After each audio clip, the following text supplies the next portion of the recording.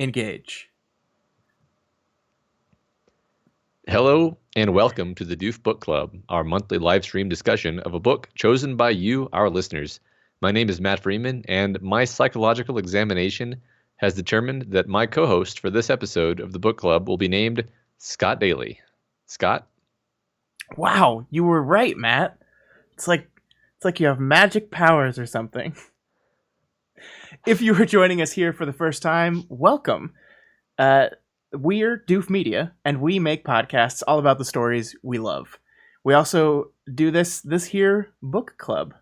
So, Matt, why don't you give us, the people that maybe are here for the first time, why don't you give them a primer on how this whole thing works? Well, each month, Scott and I select 5 books from a pool submitted to us by our wonderful Doof community. We put up a poll for all of our supporters on Patreon, patreon.com/doofmedia, and let them vote on which they'd like us to talk about. The book with the most votes wins, and then we all read it together and talk about it.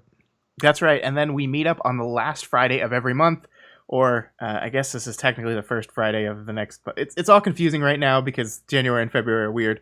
But we usually meet up on the last Friday of every month, and then we chat about the book that was chosen. We pull slides of interesting and important events, and we talk about them. We dive into this book for a little bit. We talk about its themes, talk about what we liked about it, sometimes what we didn't, and we just have a general conversation. For those of you that are in the chat right now, if you're new, if you've never done this before, feel free to talk along with us, make comments, ask us questions, say what you think. We want this thing to be a fully interactive discussion. I think these book clubs work the best when it's not just Matt and I up here talking the entire time. The best ones we've done in the past have been the ones when you guys are really active in the chat. So we really encourage that. And it's going to be fun, I think. Why don't we just go ahead and get started? Matt, tell us about this month's book. This month's book was the science fiction classic and book 1 of the Foundation trilogy, Foundation by Isaac Asimov. And we have a summary from Goodreads. For 12,000 years, the Galactic Empire has ruled supreme. Now it is dying. But only Harry Seldon, creator of the revolutionary science of psychohistory, can see into the future, to a dark age of ignorance, barbarism, and warfare that will last 30,000 years. To preserve knowledge and save mankind, Seldon gathers the best minds in the Empire, both scientists and scholars, and brings them to a bleak planet at the edge of the galaxy to serve as a beacon of hope for future generations. He calls his sanctuary the Foundation. But soon a fledgling Foundation finds itself at the mercy of corrupt warlords rising in the wake of the receding empire. Mankind's last best hope is faced with an agonizing choice: submit to the barbarians and be overrun, or fight them and be destroyed. Or option 3, neither of those, and just win. Yeah, option 3 is something clever, something else.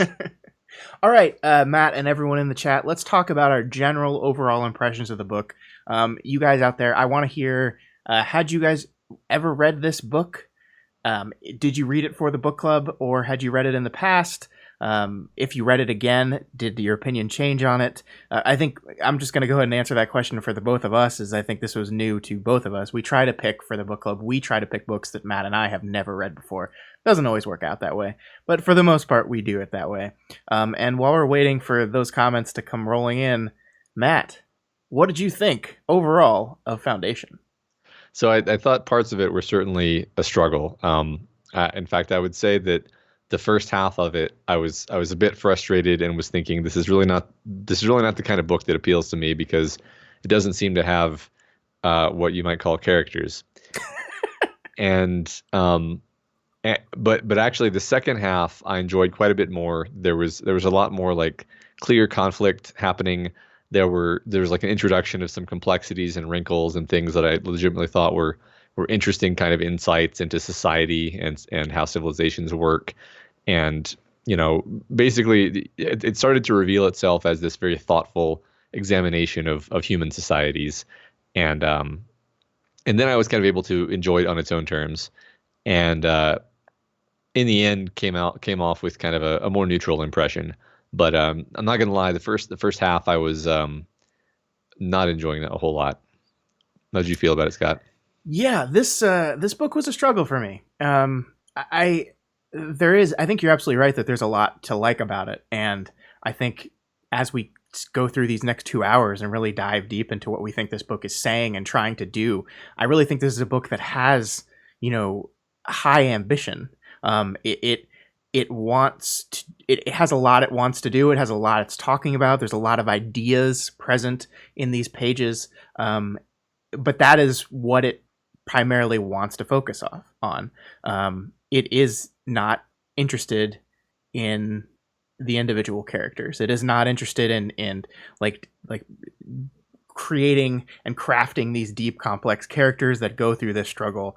Each one of the characters in each of these stories, and I guess that's something we need to say, that this is a book made up of 5 books. I think 4 of which Asimov wrote independently and had them published in a magazine throughout the 40s. And then in 1951, he collected it all into a novel and wrote another one, which is actually book 1 of this is one he wrote just for the original novel release of book 1 of Foundation, which is these 5 stories we're going to be talking about tonight. All of the characters kind of felt a little samey to me. I mean, they kind of talked with the same voice. They had the same general traits, which is generally they're better than everyone else. Which, I mean, we talked about The Name of the Wind last month, so it doesn't necessarily bother me when characters are just better than the other people around them. But there's 2 basic characters in this book. There's the protagonist, who's great, and then there's everyone else who's stupid idiot, and that's why they lose. Yeah, I'm going by the maxim that one should assume the author is a genius and did everything intentionally. Like the best I can do is say that he intentionally made a lot of extremely shallow and basically identical characters to make a point about the fact that humans are all kind of the same when it gets down to it. Like when the pressure's on, when the social forces are at work and the civilization ending threats come to bear, everyone does sort of like react predictably. I don't sit like in my heart of hearts right here. I don't actually believe that that's why he designed the characters that way, but I'm trying to maybe see if there's something I can dig up there. I mean, I definitely think it was a choice. Like it was, he did not set out to try to write complex characters and then just missed the mark. I think it's just not what he was concerned with when he started creating this world. I think, I've had several people, and we have Zendrex in the chat, who I think out of everyone we've been talking to about this book over the past month, I think Zendrex is one of the biggest fans of it. They like this trilogy a lot. They like these books a lot. So I'm not going to sit here and say, after reading one book of Isaac Asimov's, because it's actually the only story of his I've ever read, embarrassingly enough. But I'm not going to sit here and say he's bad at character. I just think that was not his focus in the story. He was much more interested in talking about this. You look at Foundation, and it is the fall of Rome set in the future, and him kind of trying to logic his way through.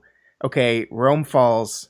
How does society come together again in a controlled manner, in a way different from how it happened after the actual fall of Rome, right? Right. Yeah. It's almost like his inspiration was like, if one were alive during the fall of Rome, could one have made decisions that staved off the Dark Age, right? That preserved a kernel of civilization and got humanity back on its feet faster. Yeah. And then because he's a science fiction writer, he said, well, I can't write about the actual fall of Rome. I'm going to write about fall of future Rome with spaceships. Yeah. Well, I think that allows for the idea of psychohistory to exist, which is, I think, him saying in order to stave off the Dark Ages, his argument seems to be you need to have amazing mathematical models that are able to semi-accurately predict what's going to happen. Yeah. I mean, sorry, go ahead. No, go ahead. I was just gonna say, rather than talk more about the fact that there was an absence of characters, I kind of just want to get into talking about what actually did happen in the book, because there's plenty of interesting moments and twists and world building stuff.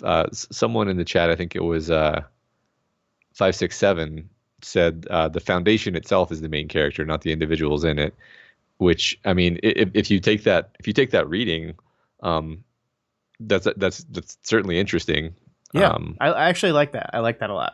Yeah. I mean, and that's like at the end of the day, like the reason why this is not going to be Scott's new favorite book is because I character work is something I really like. So um, it I wasn't as sucked into this book as I normally would be because I like that kind of character work. At the same time, when I'm going through the last 2 days, when I'm going through my prep work and pulling slides and thinking about this book and saying, what do I want to talk about? How do we frame this discussion?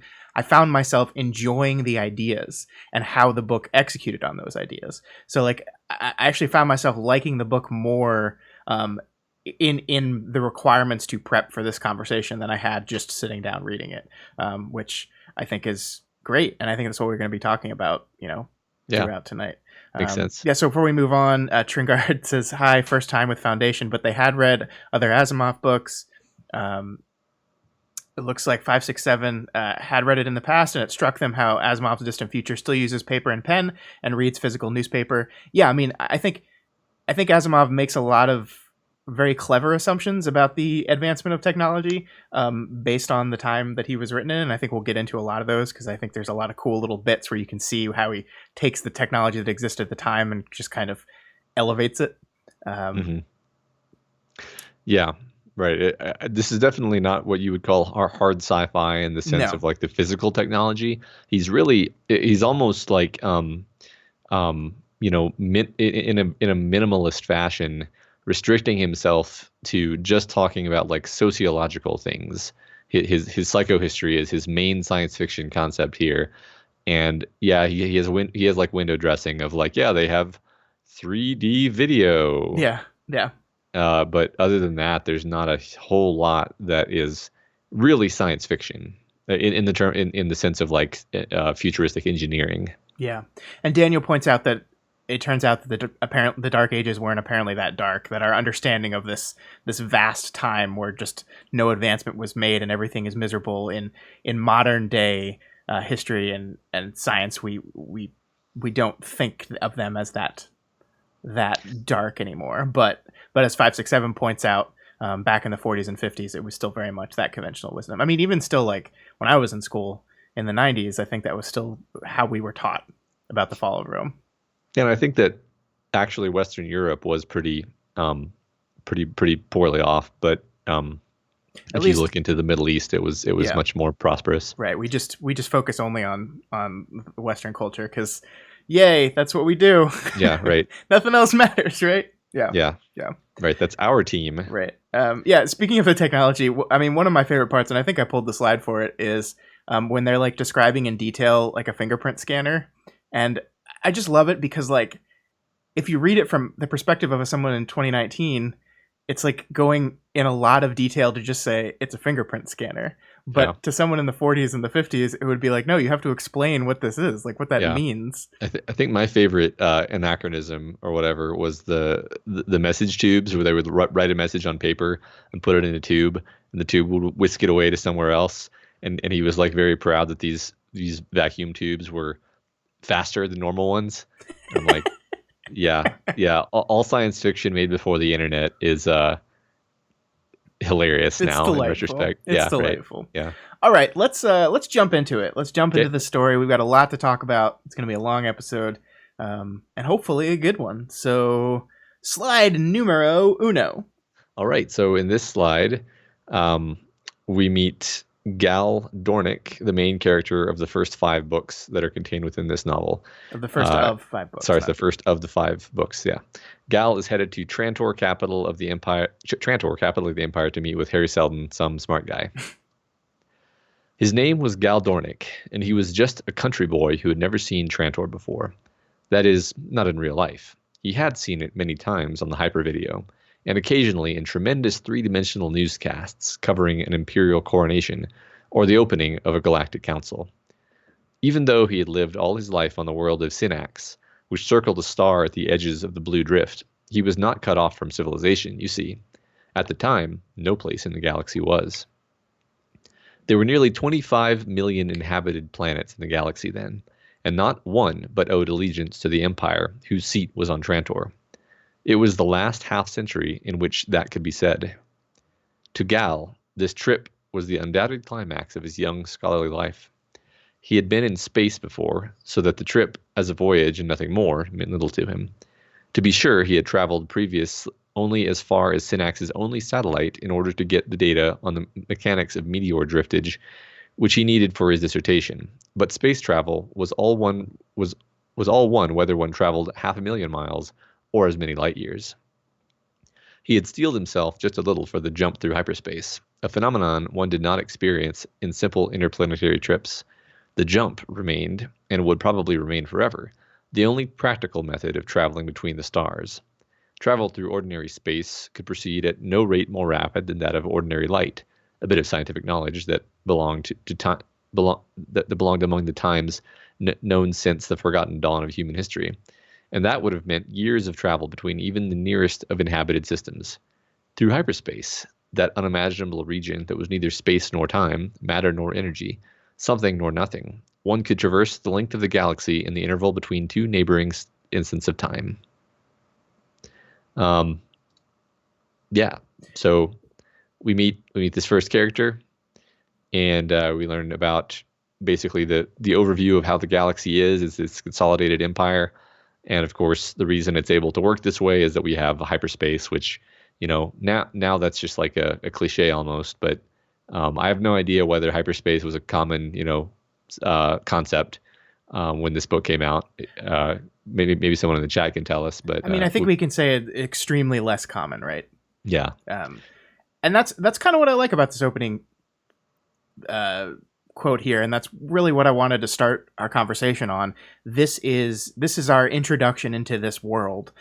We define the empire, we define the scope of the empire, we define its main city, we define this character who, the first time you're reading it, you actually think, oh, this is our protagonist. I thought that this was going to be my through the book protagonist. Nope. But we learn a little bit about him. The thing that I like about this is how it creates these things that, like, the most fun I had with this book is putting myself in the mindset of someone in the 40s reading it for the first time, because you have these things and you define these things like 25 million inhabited planets in the galaxy. As David's saying in the chat, the scale of that is staggering. It's huge. It's massive. It's bigger than anything we could comprehend. I think they said there's 40 billion people that live on this one planet alone, but I forget how many people they said was in the empire in entirety. It's ridiculous. And then the book starts off with this big scale, and then it kind of slowly makes it mundane. I love this idea of, the space trip. He had been on one before, and so it meant little to him, right? It's like it doesn't matter. Like, he's traveling through space. To someone in the 40s, the idea of traveling through space from one planet to another planet to the center of this million planet galaxy is just like, it wasn't that big of a deal. It was just a thing you have to do. He did it once, so the idea of it being cool is gone. I just love that. I love how that's set up. Yeah, as much as I was kind of ragging on the non-existence of characters in the book, I think maybe it would behoove me to be a little bit more clear on that, because you do get into the head of the point of view character a little bit. It's really more like they really have almost nothing that you would call a standard story arc for their characters. Like they don't change. They're not in the story enough, really. They're not in the story enough to really have a full arc. It's they're covering too short a span of time. So it's more like you kind of get to know a character. You kind of get to know this gal character, and they do a few interesting things. There's some tension and some threat to their existence, or maybe they want to accomplish something, and then the struggle is, are they going to accomplish it? And then usually they do, because that's just kind of how the book is structured.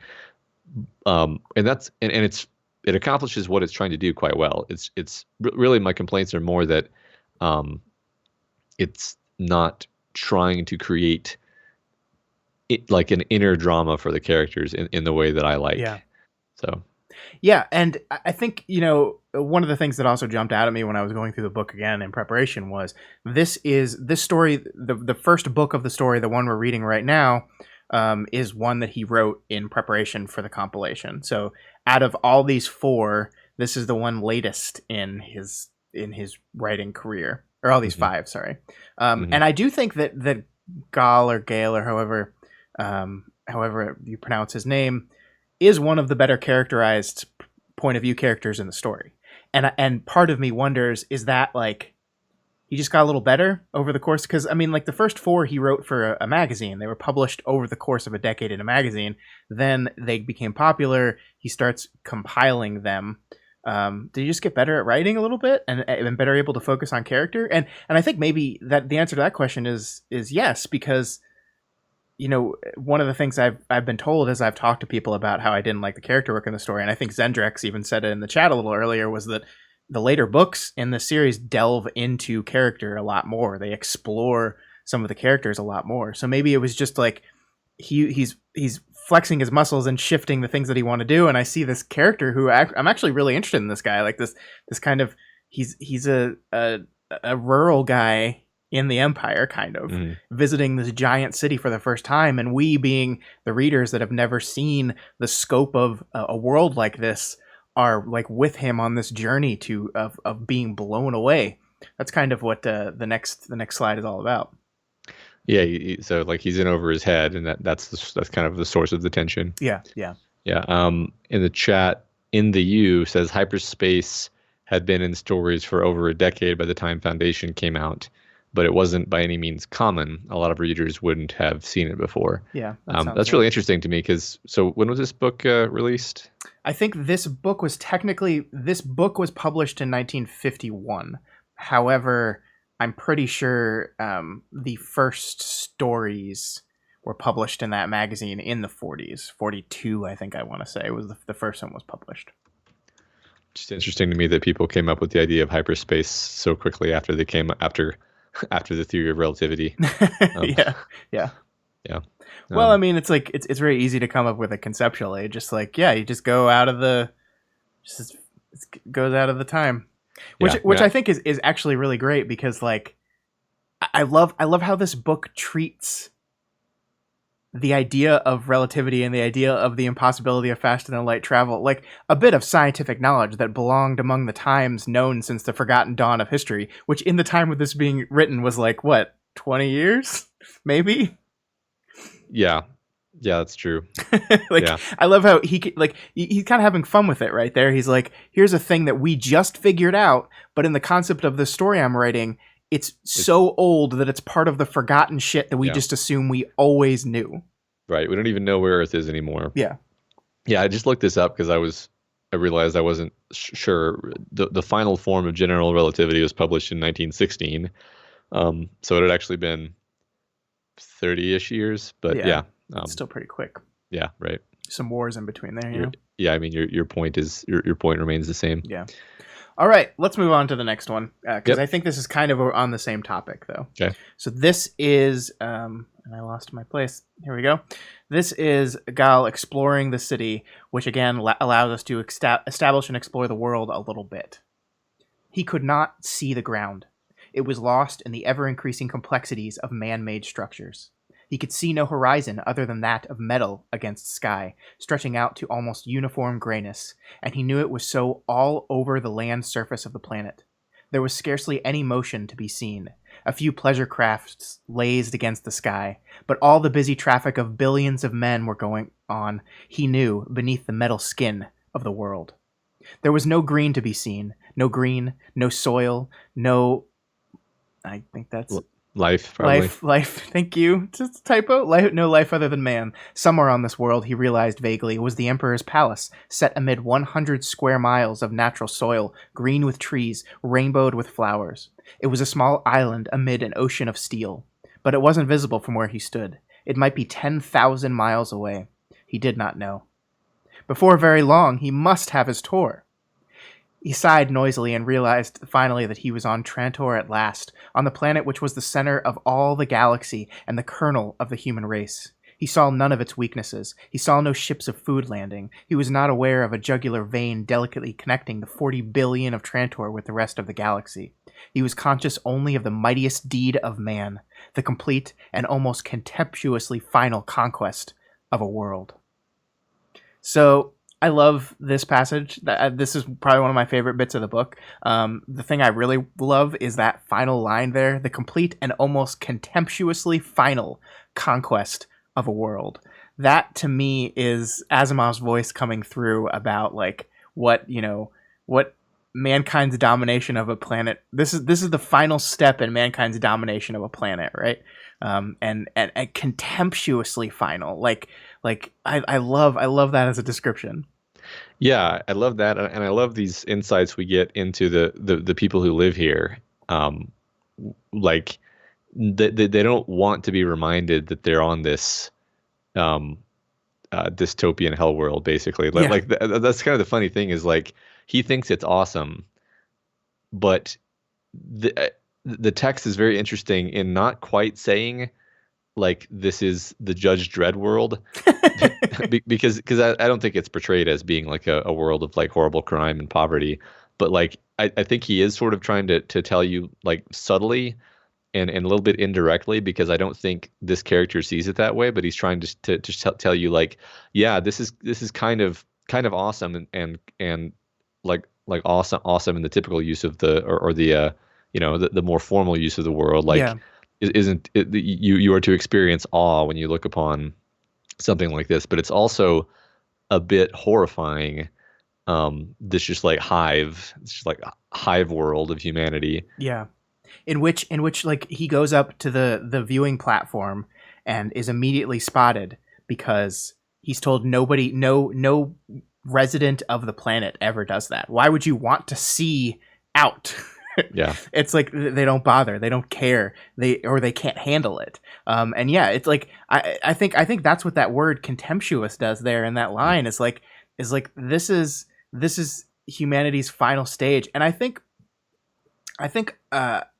like Asimov actually has a lot of contempt for the idea of the Empire in general. We'll talk about this later and how he just hates this idea of stagnation. And I don't think like this is in to me like he created like he took mankind's steady domination of a planet and then said, okay, what would this look like if things continue on the way they have? And this is to him the final result of what we will do to Earth. And he's not happy with it. Yeah, no, I agree that there's a little bit of an implication that like we're on the way to doing this to our own planet. He doesn't come anywhere near saying that directly, but Sure. I think that's the implication. And I think that's actually really good writing because he recognizes that he is in the point of view of a character who is awed by this stuff. So he can't come right out and say this is disgusting. But like you said, I think he does slip it in here in some of how we paint the picture of the other regular citizens. I just like the idea of just like there's no motion, like it's just still because there's just a few pleasure craft, but underneath it all is that bustle, there's that hive of people just working. Like there's a lot of implied misery here. Like I love like again he saw none of its weaknesses. He's like in this view, this overarching view, you don't see any of the bad because you're awed by it. But if by saying he saw none of its weaknesses, you are implicitly implying that there are a ton of weaknesses of this. Yeah. And we goes like the food ships landing, the jugular vein delicately connecting the 40 billion with the rest of the galaxy. How precarious all this is. How like we're setting up the fact that this whole thing is about to come crumbling down. Yeah, I mean, when you think about the fact that all of the outlying planets are going to stop feeding this planet at some point, it's kind of horrifying actually, because it's 40 billion people on a planet that has no food growing on it. Yeah, well, I mean, we never return to Trantor, but it is, I think, a safe assumption that by the end of this first book, things aren't looking good on this planet. David exhibits some major word ability in the chat by teaching me that the word for a planet-wide city is ecumenopolis. That's amazing. And Zendrax brings up like Trantor is like Coruscant, however you are supposed to say that from Star Wars, like the idea of a planet-wide city, and we're wondering, maybe this was the first planet-wide city in fiction. I don't know. Wait, did people in Star Wars pronounce Coruscant wrong? Because that's how they said it. Is that not how it's supposed to be pronounced? I mean, like when you use the word coruscating, you put the C in there, I'm pretty sure. But course, But I don't know. but Princess Leia said Coruscant. I think they pronounce it different ways in the movie because there's no consistency in the Star Wars prequels. Stupid. Yeah. It's George. The Kar- Gungans. Coruscant. Karuskin. Anyway, that really has nothing to do with this book. Nope. Daniel says horror awesome. Horror awesome. Horror awesome, yeah. Yeah. Absolutely. Yeah. Glad that Man, word is spreading. Such a smart name. Oh, that's cool. I didn't know that. Per says that Lucas said he based Coruscant on Trantor. So that's really cool. And that's like I think one of the things we have to do as we're going through this book, even in the parts we don't like, is remember that this is one of those novels that was instrumental in the creation of science fiction as a genre as we know it. Yeah. I mean, Daniel uses the term hive world, which is from the Warhammer 40K universe. It's like, yeah, it's that's the thing is, as I was reading this part, I was like, am I getting these vibes because I'm familiar with all of the modern like takes on what a world like this would actually be like, which is hellish, or is this an actual subtext of what I'm reading? Yeah, that's true. That's true. I don't know. I think so. Yeah. All right. Man, Vegeta says Coruscant is different because of in-universe dialects. There we go. That makes total sense. Yeah, right. Yeah, good one. All right. Shall I move on? Yeah, let's do it. Let's talk about some psychohistory. Okay, so before Gall actually meets Harry Seldon, we get a crash course in psychohistory, sort of. Psychohistory. Gal Dornick, using non-mathematical concepts, has defined psychohistory to be that branch of mathematics which deals with the reactions of human conglomerates to fixed social and economic stimuli. Implicit in all these definitions is the assumption that the human conglomerate being dealt with is sufficiently large for valid statistical treatment. The necessary size of such a conglomerate may be determined by Seldon's first theorem, which... A further necessary assumption is that human conglomerate be itself unaware of psychohistoric analysis in order that its reactions be truly random.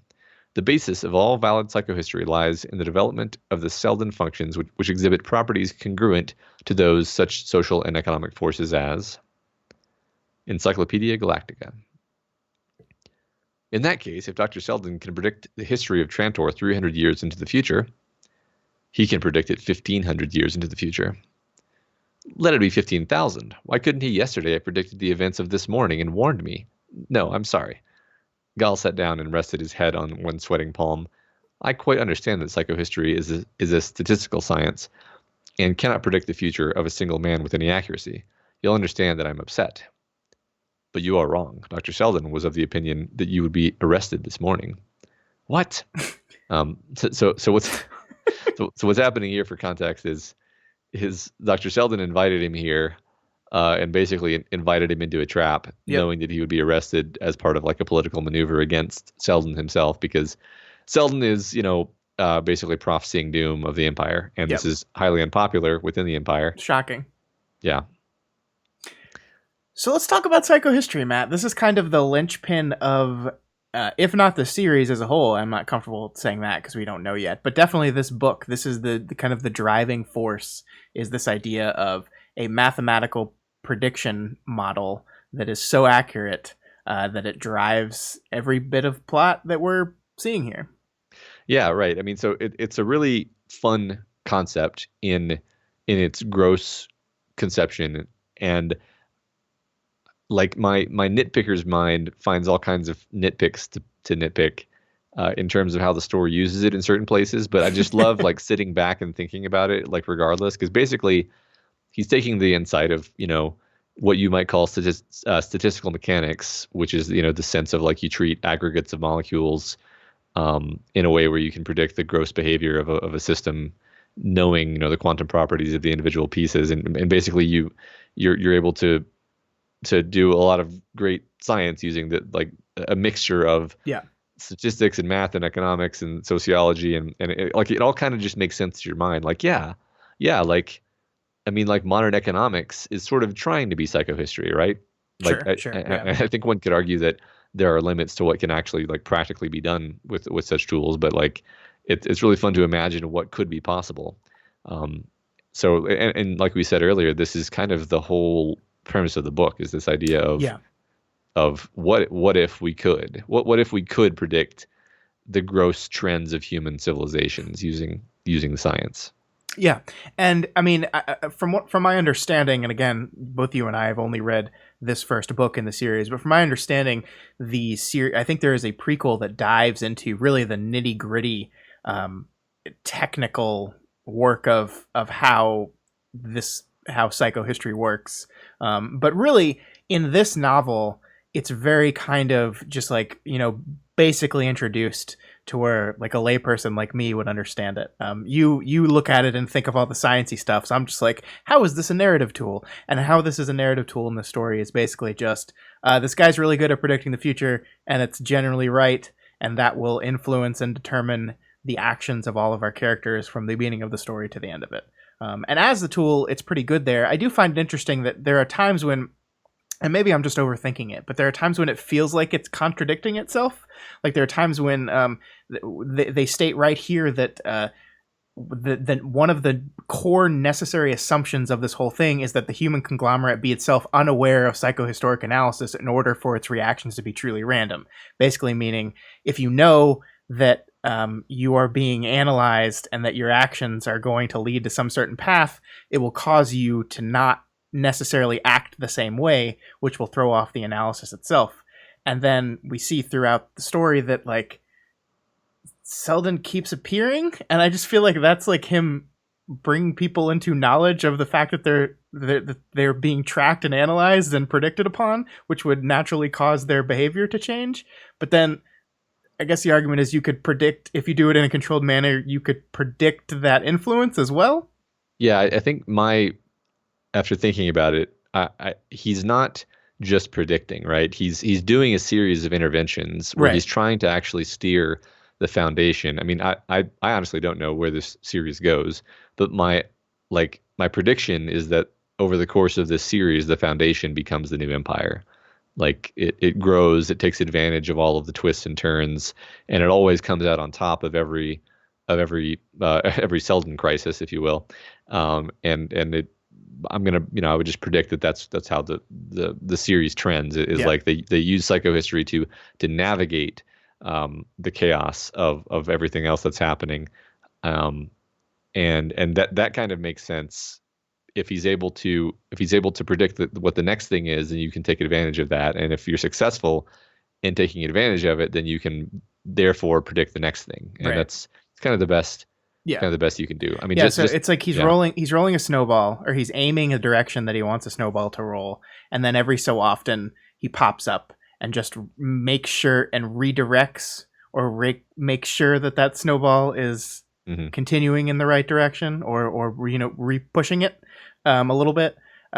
Which, I mean, again, like, narratively, structurally, I'm completely fine with that. It's a narrative tool to do something, to explore something. It's science fiction, so the story kind of dives into the logistics of that narrative tool in a very specific way. Not necessarily in this book, but again, from what I understand, this goes into a little bit more in some of the other books.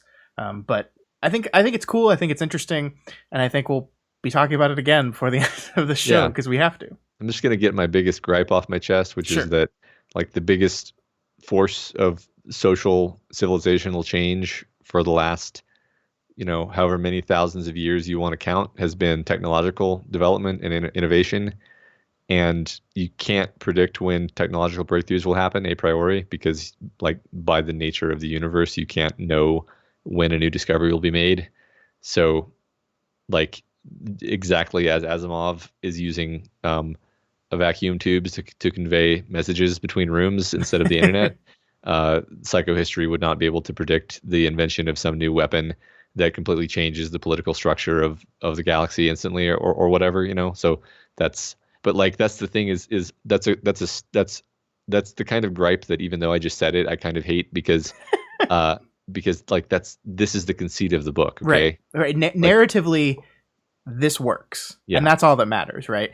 At the end of the day, the fact that this works is the baseline of, and someone in chat called me out on it. It is the foundation of the story that this works. And once you accept, you just, the book says accept this, because if you don't accept this, then you're not accepting anything. So yeah, accept it, and everything else works. Yeah. David asks if we think AIs for social media companies are developing their own version of psychohistory by analyzing us. Probably. And now completely derailed from the conversation and just freaking out. It's terrified. Yeah. Terrified. I mean, the answer is yes, sort of. Yeah. Yeah, and 567 says, in the time of the Empire, there is widespread stagnation of innovation, which is very true, but also we see within the Foundation that one of the things that they're doing is reversing that stagnation, at least in their part of the world. There are significant technological advancements within the Foundation, we see, because they are kind of have taken the nuclear power that the rest of the Empire has and miniaturized it and improved upon it and made it better in every way. Yeah. All right. Next up is... I lost my place again. Dang it. Oh, here we are. Okay. So Harry Seldon and his gang are exiled from the planet out to Terminus on the outer rim of the galaxy, which is a good thing because that's where they wanted to go all along. He put his fingers on a certain spot on his desk, and a small selection of wall behind him slid aside. Only his old fingers could have done so, since only his particular print pattern could have activated the scanner beneath. "You will find several microfilms inside," said Seldon. "Take the one marked with the letter T." Gall did so, and waited while Seldon fixed it within the projector and handed the young man a pair of eyepieces. Gall adjusted them and watched the film unroll before his eyes. He said, "But then?" Seldon said, "What surprises you? Have you been preparing to leave for 2 years? 2.5. Of course, we could not be certain that it would be Terminus he would choose, but we hoped it might be, and we acted upon that assumption. But why, Dr. Seldon? If you arranged the exile, why? Could not events have been far better controlled here on Trantor? Why, there are some reasons. Working on Terminus, we will have Imperial support without ever rousing fears that we would endanger Imperial safety." Gall said, "But you aroused those fears only to force exile. I still do not understand. 20,000 families would not travel to the end of the galaxy of their own will, perhaps. But why should they be forced there? May I not know?" Seldon said, "Not yet. It is enough for the moment that you know that a scientific refuge will be established on Terminus, and another will be established at the other end of the galaxy, let us say." And he smiled. "At Star's End. And for the rest, I will die soon, and you will see more than I." So here it is. Here's the big linchpin of the plan. We're moving forward. They're going to create 2 refuges on the opposite side of the galaxy, and Star's End is something that is mentioned several times throughout this book, and presumably will come up later in the story, but really has no purpose in the story. In the story we're talking about today, but this is the first moment it is referenced and established that is something that exists. Yeah. So I mean, I thought this was interesting from like a human point of view, that this Harry Seldon character, like, one could take a very interesting look at this book and view him as like a complete madman because he's basically saying, like, I am the lone genius who knows everything, and I'm going to basically create a complicated political crisis such that I can get 20,000 families banished from right from civilization into the hinterlands for my scheme, basically for my scheme that no one else understands and everyone thinks is crazy. Yeah, and no one's gonna know any of the reason behind any of it. Yeah, even the families, even the people working their asses off. Yeah, exactly. It's like, I mean, the thing is, I think the book wants you to think that he's completely justified in this because he's basically saving humanity, like a huge long period of suffering and deprivation. But it's a very like coldly utilitarian choice that he's making here. Yeah, I mean, that line that really jumped out at me the first time I read it. 20,000 families would not travel to the end of the galaxy of their own will, perhaps. So it is like he has literally created a thing that is banishing humans, families. Like yes, there are a certain number of scientists that are working towards his goals here, but most of them are just the family members of those people. Yeah. Um, it's It's and Vale points out that it does say psychohistory. So yeah, I mean, like this also shows the fingerprint scanner that we referenced earlier. I love the time he takes to explain what this is. Like only and his fingers could have done so, since yeah, only his particular print pattern could have activated. It's like, yeah, like in 2019, we're like, I got it. It's a yeah, fingerprint scanner. right. Not only do we have those, but they can be spoofed easily. Right. Uh, Yeah. Also, microfilm. Yeah, microfilm. Well, and I love this whole see, this is actually part of the book that I really enjoy, because he takes like current technology and he says, okay, what would like a super better version of that current technology look like? And he's like, all right, we have microfilm. This is better microfilm. This is also microfilm that is projected on eyepieces that you just wear on your head, right? So you just put it in the projector, you put on, I guess they look like glasses or something, and it just plays in your eyes or something. And it's like, it's it's just an inventive way of taking modern day technology and at the time, and then saying, what would this look like in 12,000 years or whatever it's supposed to be. Yeah, and in a sense, the book is already giving us like the bona fides of psychohistory by showing that Seldon has actually predicted how this exact political crisis of this moment was going to evolve, because he knew they were going to get banished. Right. It is establishing that for us, yeah, which I think is important, because again, we have to take this as serious, because you're right. If we don't, then it seems like he's just a madman that's doing cruel things to cruel people. But that is kind of the trend throughout the book. Is it is not just Harry Seldon taking it upon himself to make choices for the greater good that, on the surface, to the people living there, don't seem like such, because they're left out of it. Mm-hmm. Yeah. Closer to 15,000 years. Yeah, because I know the Empire is around for 12,000, so I was just guessing. But I guess they're saying time went on before the Empire founded itself. Yeah, makes sense. All right, next up. All right. So here we enter book 2 of the novel, and we fast forward 50 years into the terminus.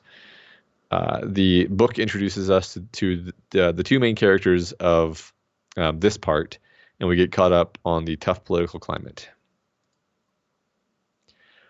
Louis Perrin was busily engaged at his desk in one well-lit corner of the room. Work had to be coordinated, effort had to be organized, threads had to be woven into a pattern. 50 years now. 50 years to establish themselves and set up Encyclopedia Foundation No. 1 into a smoothly working unit. 50 years to gather the raw material. 50 years to prepare. It had been done. 5 more years would see the publication of the first volume of the most monumental work the galaxy had ever conceived. And then at 10-year intervals, regularly, like clockwork, volume after volume. And with them, there would be supplements, special articles on events of current interest, until Perrin stirred uneasily as the muted buzzer upon his desk muttered peevishly. He had almost forgotten about the appointment. He shoved the door release, and out of an abstracted corner of one eye, saw the door open and the broad figure of Salvor Hardin enter. Perrin did not look up. Hardin smiled to himself. He was in a hurry, but he knew better than to take offense at Perrin's cavalier treatment of anything or anyone that disturbed his work. He buried himself in the chair on the other side of the desk and waited. "Have you heard the news?" questioned Hardin phlegmatically. "What news?" "The news that the Terminus City Ultrawave set received 2 hours ago. The royal governor of the prefect of Anacreon has assumed the title of king." "Well, what of it?" "It means," responded Hardin, "that we're cut off from the inner regions of the Empire. We've been expecting it, but that doesn't make it any more comfortable. Anacreon stands square across what was our last remaining trade route to Santani and to Trantor and to Vega itself." So the entire purpose of the Foundation is apparently to make Wikipedia. Yeah. Except it's not. Except not as good. Poor Perrin is working so hard here. Yeah, except that's, as you say, that's not even the actual purpose. But right. So these are kind of our, as you said, are kind of two big characters of this book. Our point of view character, as it turns out, is Salvor Hardin, which, I mean, like, the genius guy in the last one was Harry Seldon, and now it's Salvor Hardin. So I think we're doing something very specific with names here, right? there's kind of there's an inverse there, but it is the S and H or the H and S, and they sound similar to each other, so it feels Interesting. intentional. Yeah. Maybe not. Maybe he just likes words that sound that way. It But yeah, no, could be, yeah. that's funny. Now that you pointed it out, I Yeah. see it. But we establish like the basic threat of this moment, which is that as the empire is collapsing, we have Anacreon, which I asked you this in chat earlier, and I don't know if you saw it, but is that supposed to be a playoff, like anachronistic? Like, is that what they're doing with this empire? That also didn't occur to me. So I as usual, I did the audiobook, and I didn't look at the actual word until now. But that's perfect because it's this country of like foppish lords and completely decayed technology, and like they have all of their like warships remind you of like the old naval days where everything is like rusting and crappy. Yeah. Um, and yeah, it's definitely a crappy backwater country. Like I mean, again, I never know what is actually original because when a book is this old, I'm just like I don't know what the milieu was at the time. Sure. But this is like it feels kind of Star Wars in a way that's fun actually, where the more we find out about about Anacreon, the more we realize that it's like a space 1600s. Yeah. like Yeah. everything is the people, the culture of that nation is an extreme throwback. Sure. Yeah. Yeah. And I mean, it's really great at contradicting with this group of scientists, right? And I think one of the big arguments, especially of this book, is this idea of stagnation, and I think Anacreon being their foe in this war against stagnation is very intentional. Yeah, but I mean, one of the interesting things that I think you and I had talked about earlier was this idea that when we move into these later parts of the book, descriptions of things, like things getting described and not getting described, are not standard. Mm-hmm. And like, we don't really ever get a description of what Louis Perrin looks like. We get a very brief description of what Salvor Hardin looks like. I don't know if what Terminus looks like is ever really described in the story. Like we got this big, huge, like broad, vast description of what Trantor looked like at the beginning of the book. Remember, I never felt like we got a similar description of what Terminus and Terminus City and what this world 50 years into the future looks like. It just kind of was left off. Like it's not important. That's not what we're doing. I don't care. Yeah, was it you who said earlier like nobody ever looks out a window at any point in the story to just say, because that was something that I was continually curious about. Like, okay, they've settled on this planet. I believe it was not settled before they got there, so they had to carve an existence out of a planet which, okay, was there life there? Is this a dead rock? And have they built like habitat domes on it? Yeah. Or was it a Class M planet, to use Star Trek terminology, that they just had to build houses on? And okay, so apparently they can grow crops there. So does that imply that there is soil, or does that imply that they're just using like I was so curious to have all these questions of what their planet actually looks like answered, and like zero of them were ever answered. Yeah. I mean, that's a choice that he made. He was not interested in telling that portion of the story. That's not what he wanted to talk about. Yeah. I mean, you could say that he's like actively saying like that doesn't matter, Right. because like what matters is where are we in the arc of history, as psychohistory would describe it. Right.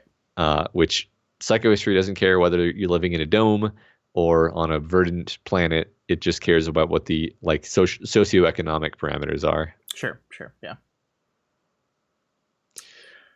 Cool. So some people in the chat say it's never quite explained how with hyperspace you can get cut off by geography, which is true. They kind of made it seem like hyperspace connects 2 points, but the distance between the 2 points doesn't necessarily matter. So that is true. Maybe it's just like cost prohibitive to go far. So instead of like jumping from one to the other, you do like mini jumps. I mean, we see that in like all of their kinds of science fiction. So Yeah, I think that probably like it's kind of implied later on when a certain character has to like make a trip that they that I don't remember the details actually, but I guess that doesn't bother me a whole lot because hyperspace hyperspace as a plot device does whatever you need it to do. right, So it's ooby booby yeah, whatever I yeah, wanted to do. yeah. The Empire has interdiction fields around parts of space Boom, done. Yeah. that stop you from being able to hyperspace through them. They're Yeah, fixed. there you Yeah, go. Yeah, it's fine, and that's like that's totally fine. Like yeah, the science of hyperspace is not something I've ever been super interested in. But yeah. yeah, I mean that did jump out at me too when I was reading. I was like, how do you blockade a galaxy? Yeah, right. Anytime you travel faster than light, you actually travel into the past, and this is something that no story that has hyperspace has ever bothered to reckon with. So whatever, who cares? Yeah. So the greatest threat to Terminus and the fledgling Foundation is this new kingdom of Anacreon. Fortunately, the Empire has just signed a treaty with them that means the Foundation is safe. Well, everyone thinks so, until Hardin brings some analysis of the treaty before the Council, and that's what this section is. All right, Hardin replaced the sheets. Before you now see a copy of the treaty between the Empire and Anacreon. A treaty, incidentally, which was signed on the Emperor's behalf by the same Lord Dorwin who was here last week, and with it, a symbolic analysis. The treaty ran through 5 pages of fine print, and the analysis was scrawled out in just under half a page. As you see, gentlemen, something like 90% of the treaty boiled right out of the analysis as being meaningless, and what we end up with can be described in the following interesting manner. Obligations of Anacreon to the Empire? None. Powers of the Empire over Anacreon? None. Again, the 5 followed the reasoning anxiously, checking carefully back to the treaty. And when they were finished, Perrin said in a worrying fashion, "That seems to be correct." You admit, then, that the treaty is nothing but a declaration of total independence on the part of Anacreon, and recognition of the status by the Empire. It seems so. And do you suppose that Anacreon doesn't realize that? And is not anxious to emphasize this position of independence so that it would naturally tend to resent any appearance of threats from the Empire, particularly when it's evident that the Empire is powerless to fulfill any such threats, or it would have never allowed independence. So this is the conflict of the book really kind of heating up here. The direct threat is they're on their own officially for the first time, and everyone in charge of this organization finally understands that they are on their own, and now they've got to figure out what to do. So I just one of the things the reason I pulled this because I just find this like symbolic analysis idea very cool. I really like they go through Lord Dorwin's entire speech from the entire time he was on the planet and found out that he said absolutely nothing, that everything he said like all canceled out or ended in nothing. It is interesting, like it seems to me that this would be something that people would do, like if the ability to do this kind of analysis existed, wouldn't everyone do it all the time to every conversation or piece of document they have? Like, or if you're going to make a treaty, you would make it using some kind of like semantic processor that was capable of encoding the exact meaning you wanted instead of using flowery language in the first place.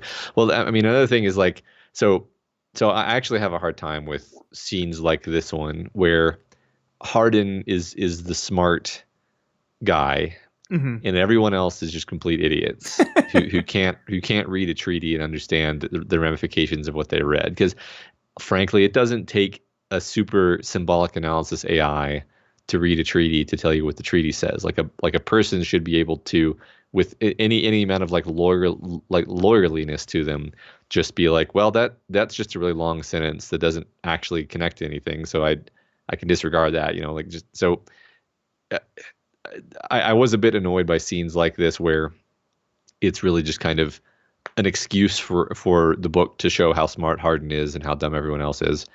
But aside from that, I like this idea, like the higher level idea of like, first of all, these are scientists, not politically minded people, right? And like they view themselves as scientists, like to the core of their identity. So you can say like it's not that they're idiots, it's that they're not playing this, everyone else is playing a different sport than they are, and they're just like, well, of course they'll be reasonable about it, and and it takes somebody like Hardin who has a bit more of a political mind to kind of snap them out of Yeah. it. Yeah, we're kind of told that we're told explicitly, well, not explicitly, but we're told that the reason Hardin is so much more aware of these things and why he is smarter than them is because they are so one-minded and so focused on this one thing that they don't care about anything else.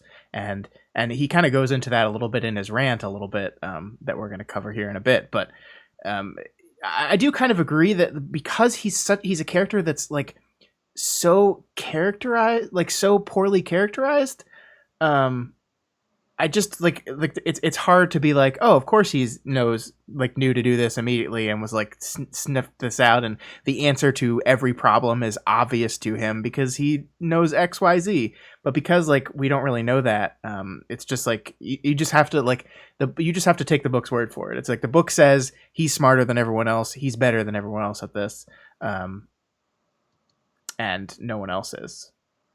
Yeah, in the chat, Tringard points out that Hardin kind of caught on to the double cross or the shenanigans by talking to Dorwin and getting a read on him, not from just reading the treaty. And I think that's true. Like that I agree with that interpretation. So again, it's more like he's just like better at reading people, and that's kind of his character trait, I guess. Yeah. Well, and he's naturally less trusting too. Like he's like as his rant says, he's naturally less of an appeal to authority type of person. Mm-hmm. Yeah. Man, and I was gonna pull some Lord Dorwin slides, but I did not want to make either of us read his terrible. Oh, that annoyed the hell out of me. It's I'm curious what it looked like on the page now, because the voice actor just kind of did a heavily affected accent. Yeah, it was just phonetic. To that's that. horrifying. Yeah. Yeah, at least I just had to, decode the accent with my ear, which I'm good at. Mm-hmm. All right. Yeah, no, I kind of like that character though, as just like a silly, almost comic relief character. Yeah.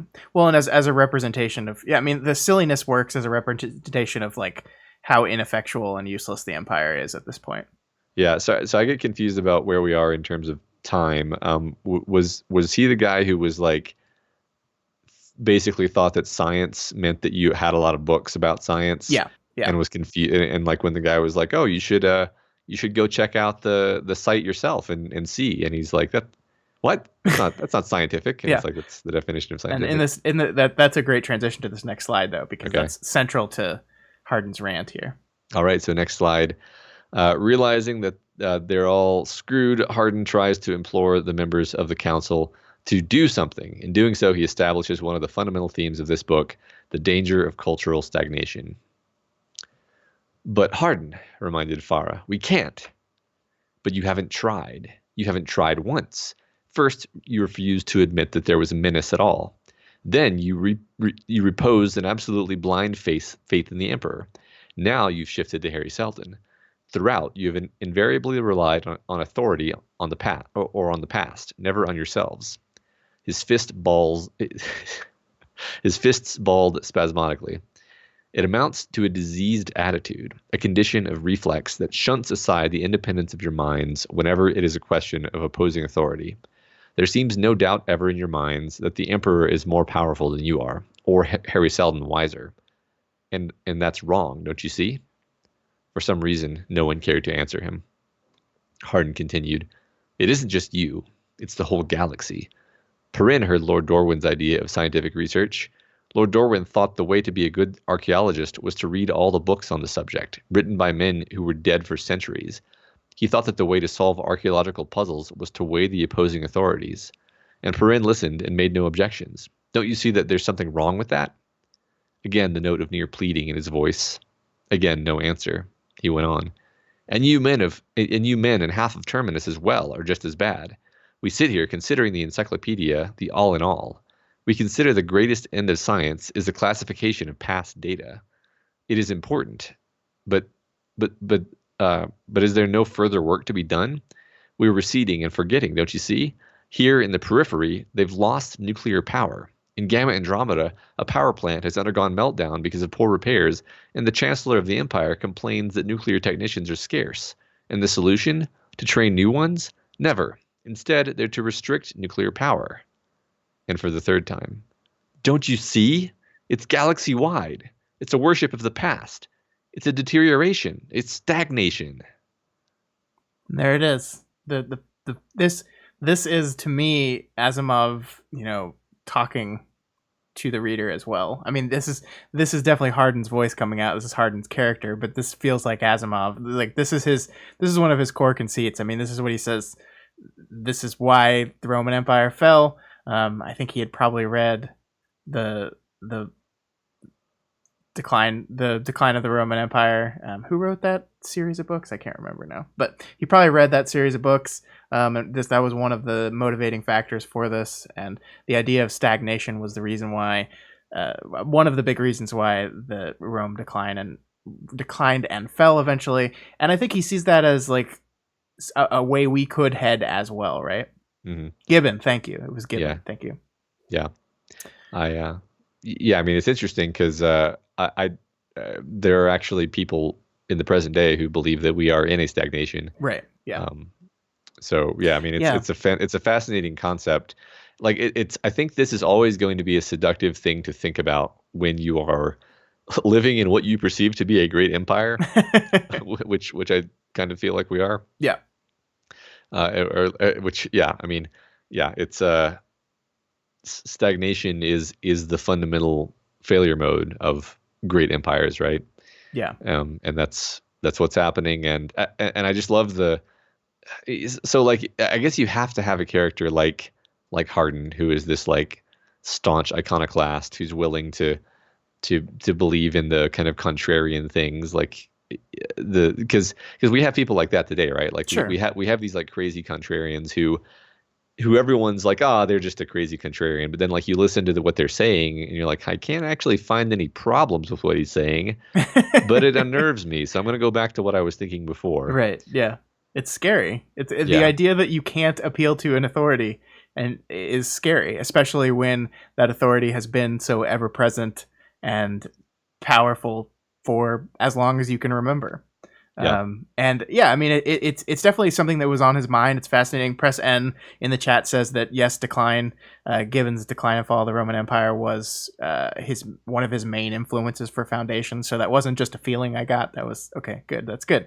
I mean, it's great. One of the things that's so fascinating about it for me, though, is like the 40s and 50s were not a time of stagnation, right? Like they were he like props up nuclear power as this thing that we discovered, this thing that is so powerful and so life-changing that even here 15,000 years in the future, it is the epitome of technology, the epitome of power. Like the difference between a civilized society in this world and a uncivilized society is access to nuclear power. So it is funny that like on his mind was this idea of, well, what happens if you get to stagnation in this time of kind of technological boom, right? Yeah. I kind of snagged on you mentioning like, there's at this point in time, of course you would believe that nuclear power is going to be the future, right? Yeah. I mean, it's great. I mean, like it was like we're just delving into this new source of power, and you're like, oh, the limits of this it's just limitless. Like they have nuclear powered guns, and and it's really great. Like he just takes this and extrapolates it out. Like all the things you could do with it, it's all going to be nuclear powered, and it's all going to be amazing. And we're going to the little tiny battery pack that goes on the shield. It's just great. Yeah, there's some interesting kind of philosophy economics talk in the chat right now that basically Vegeta says the idea of stagnation is more of a post facto propaganda justification for events rather than like an actual thing that happens. I think that's interesting because I feel like stagnation is just the inevitable consequence of like a growth curve running up against the natural limits of whatever system you happen to be in. Like the Roman Empire could only grow so much, it reached the physical, limits of what it could possibly be, and then because its greatness kind of relied on continued conquest, it necessarily uh, there's really no better word than stagnated, and you know I don't know. I'm sure like a real historian would be able to tell me like where I'm going wrong there. Yeah, I think, I mean, from what I've read, I think that's true. Like, there's a lot of like romanticism that goes into like the idea of a fallen empire, like just this idea that um, it is always better to be a society like that's struggling against the superpower than the superpower itself, because you naturally get lazy and overconfident. But I don't know like how much of that is just a feeling that people get, or like just, yeah, it seems like this would be right. It seems like, when you are the most powerful empire in the world or the universe, you're less motivated to advance forward. Is like I don't know if there's actually any like data that supports whether that's true or not, or if that's just like what people think, what people assume, right? That like that life is struggling against things that are going to try to be more powerful than you, and once you reach the top, well, you're not motivated to keep going. I don't know if that's actually true, but people like to echo that a lot. Yeah, I mean, like we've been on this like steadily increasing exponential curve of like pretty much everything for the Yeah. last 150 years. So I'm not seeing it. Like there are certain specific things that plateau Mm-hmm. for like the reasons of like physics, but that's not the same thing as people being like, I don't really care to work on this anymore. No, Right. there's always Right. somebody who's willing to work on Yeah. whatever. So Yep. All right. Moving on, because we're running behind here. oh We're losing the track of oh no. the actual. We're only 10 slides in, Matt. This is long. All All right. right. So right when the crisis on Anacreon is getting to its worst, and with a coup by the mayor about to occur. Oh, did I miss something? No, this is right. The hologram of Harry Seldon appears to tell everyone they've been lied to, but also that they don't actually have a choice anyway. Harry Seldon put away his book, as if laying it upon a desk at his side, and when his fingers let go, it disappeared. He said, "It is 50 years now since this foundation was established.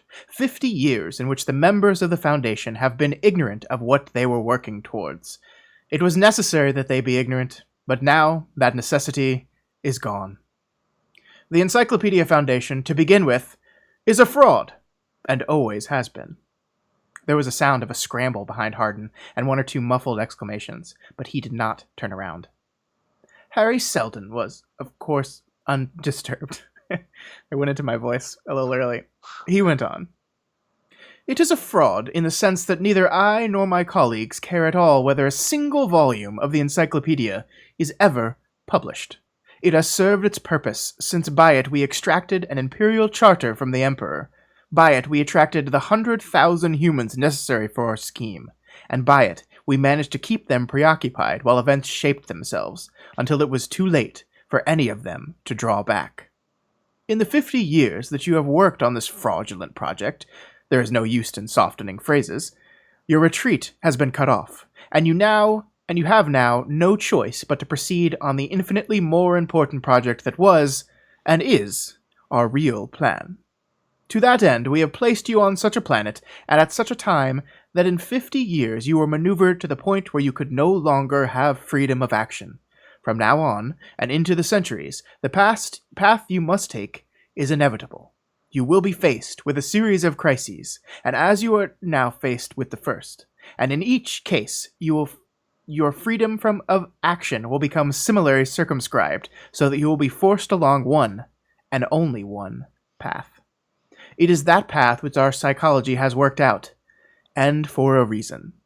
And then that's when he tells them that the reason is to found the second great galactic empire.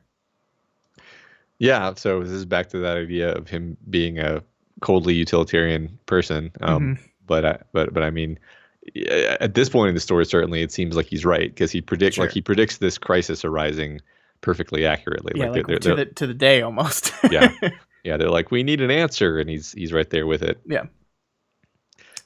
Which is it's fun, you know. If you're able to suspend your disbelief about the idea of this being a possibility, then it's a fun story moment. Yeah, it certainly is, and because I mean, narratively, it serves almost no purpose because like our main character has already worked towards executing his coup.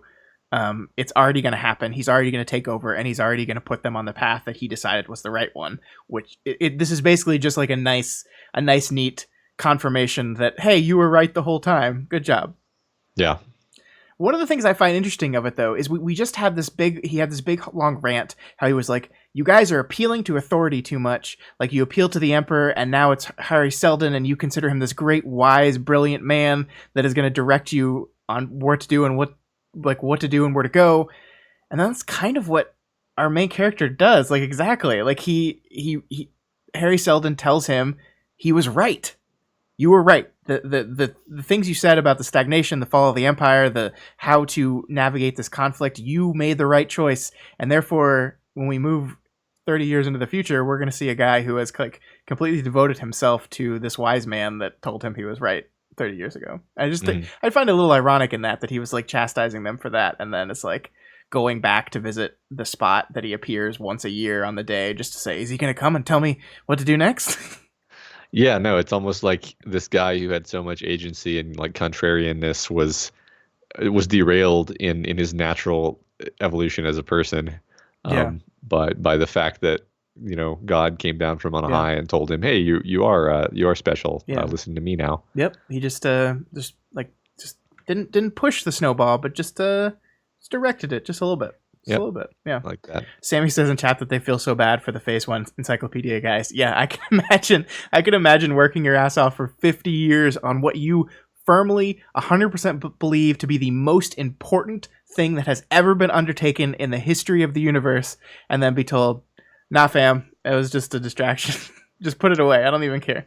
And what's funny is that Asimov is empirically wrong because Wikipedia is awesome. I mean, Well, I'm having the sum total of human knowledge stored in one place is a fantastic accomplishment. Yeah. I mean, well, and one of the cool things is I don't think it's ever stated directly, but it is very, very much implied that work on the encyclopedia continues anyway. I mean, like one of the things we see throughout the course of this book is references to the Encyclopedia Galactica, right? Yeah. Right. So it is obvious that this great work, is finished still. It is just not the primary purpose of their existence. Yeah.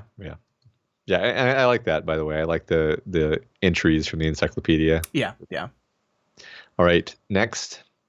So with the conflict out of the way, we fast forward to book 3. Hardin is still mayor, having successfully used the secret of nuclear technology as a way to control the 4 kingdoms, including Anacreon. It has been 30 years, however, and the people of the Foundation are getting nervous and restless. They approach Hardin with their demands, and he's kind of a huge dick. You have done this in order to keep them from attacking us.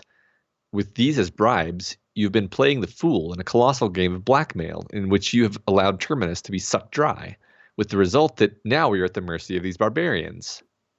In what way? Because you have given them power, given them weapons, actually serviced the ships of their navies.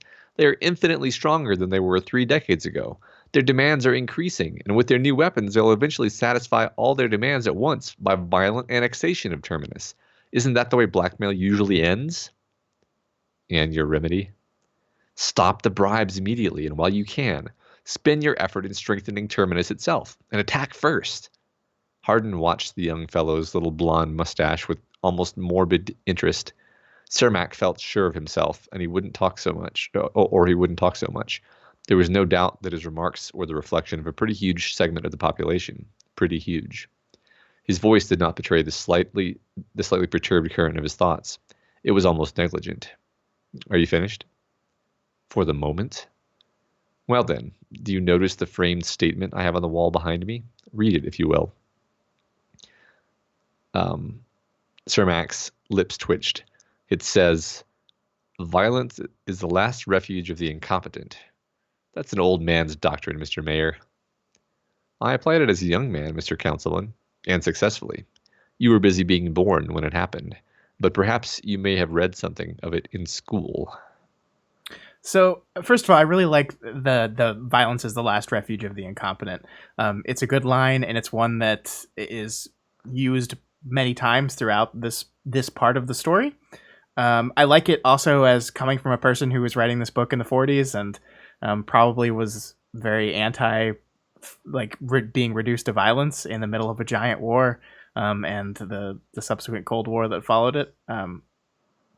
It seems Yeah. very fitting to the time.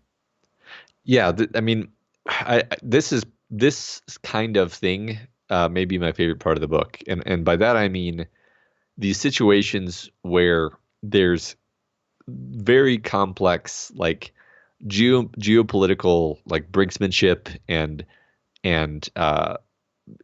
nation states that are jockeying for power against each other. And I like I've nitpicked other things in the book up to this point, but like this is one thing where I just always feel like Asimov just is incredibly insightful in terms of how nation states actually behave. Like because Yeah. there's the whole idea that nation states kind of behave like rational actors, and he just seems to have his geopolitics down absolutely pat, and I love it. Yeah, yeah, I agree. The one thing that I find interesting here, and I think the common trend that like goes through all of the slides that we pulled from this book of the novel is Hardin's kind of a dick. Yeah. Like he, I mean, I think exactly what we were talking about before. That like when the hand of God comes down and basically says you were right, you come off as maybe justifyingly arrogant, but that is like I don't like he was right back in the other book, but I don't think he came off quite as arrogant as he does in almost every interaction in this story, because he once again knows that he is right, and he toys with the people he fights against. Like we're gonna get to the whole Anacreon conflict that he like single-handedly like set in motion to solve, but he's just so arrogant about it. And like the reason I think like the only difference between the asshole-ishness of our main characters and the asshole-ishness of the people they're conflicting with is that the main characters are right. And that's it.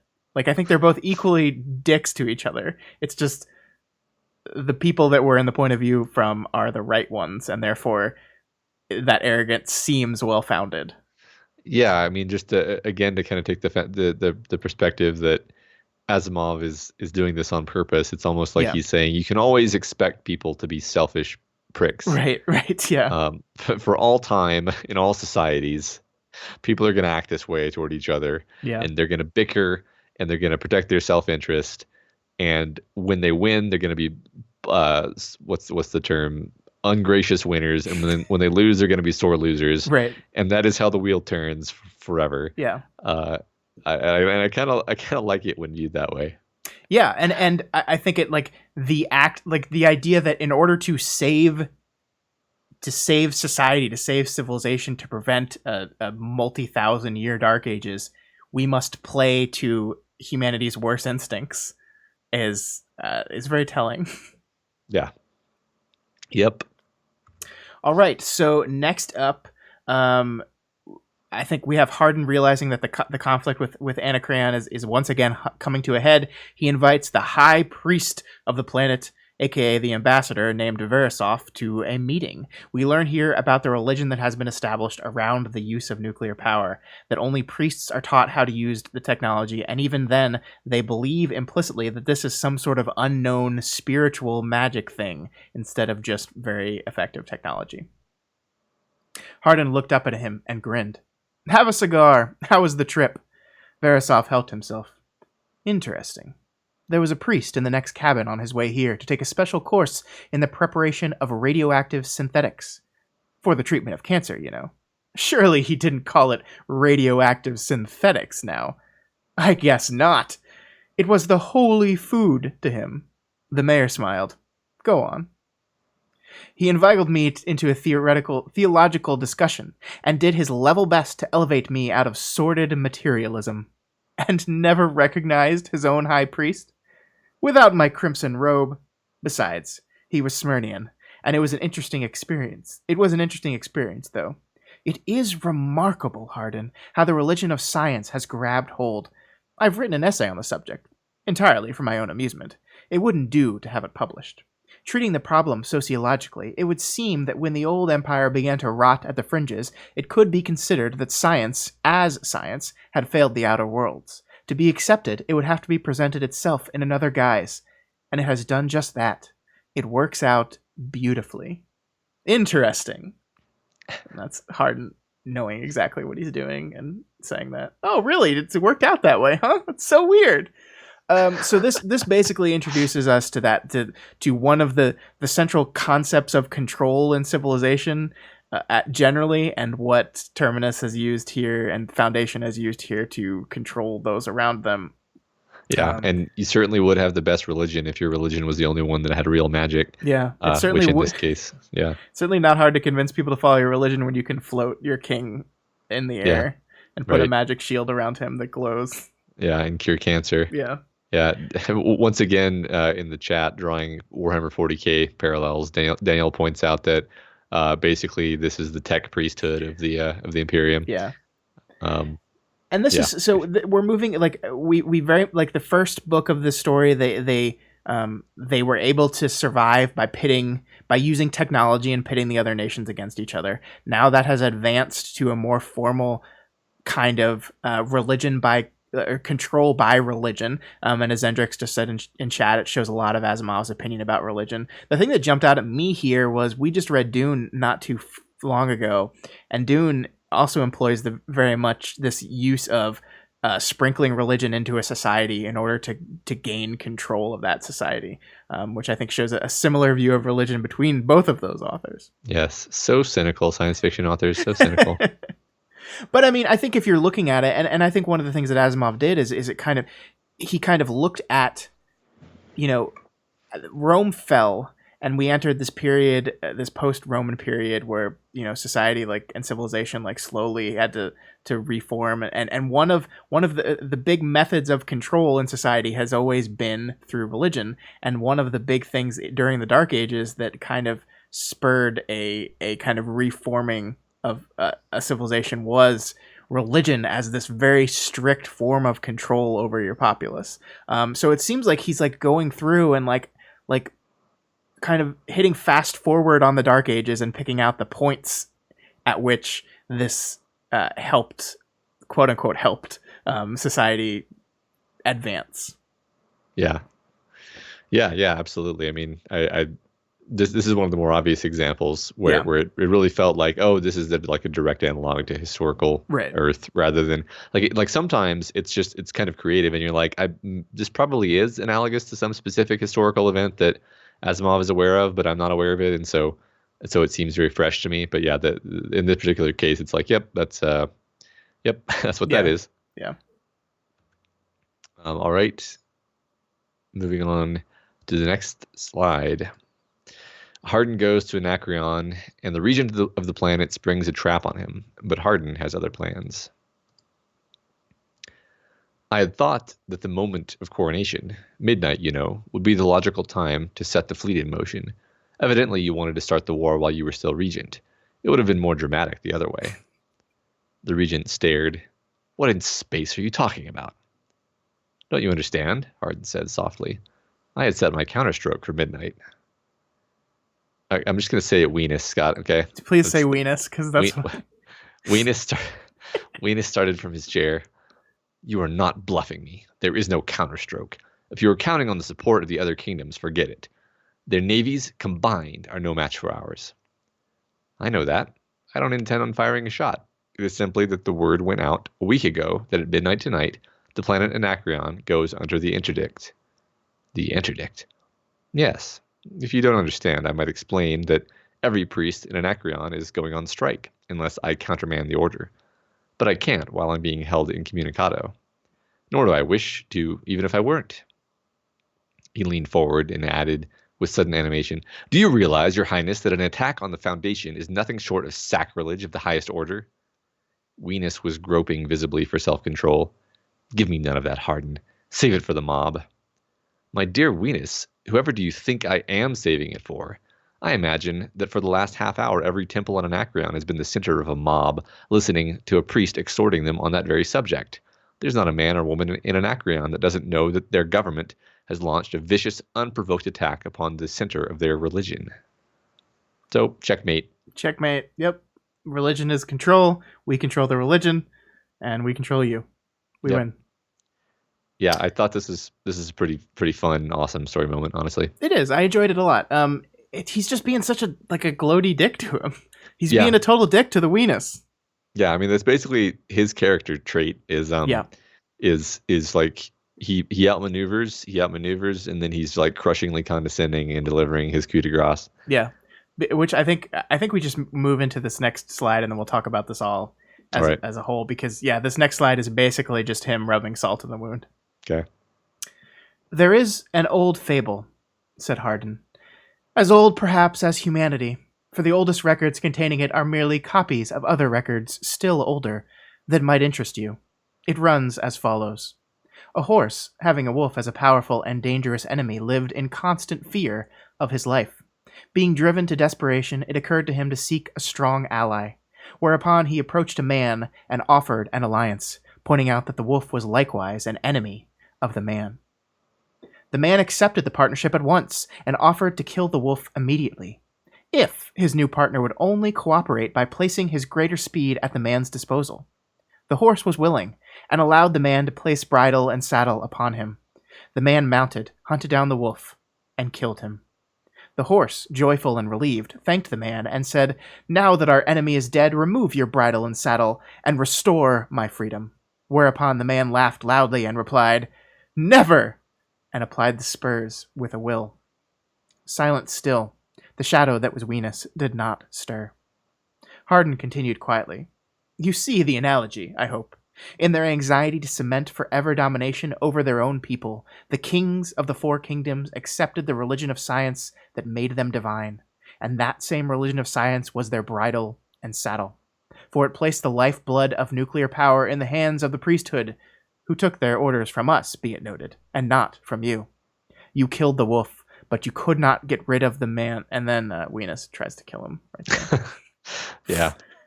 Yeah, that's always great when you drive your enemy to such desperation that they just become animalistic. Yeah, it's really kind of just taking all that salt and just dumping it in that wound. I mean, like I love how this plays out. Like I actually love the story of this fable is so wonderful to me.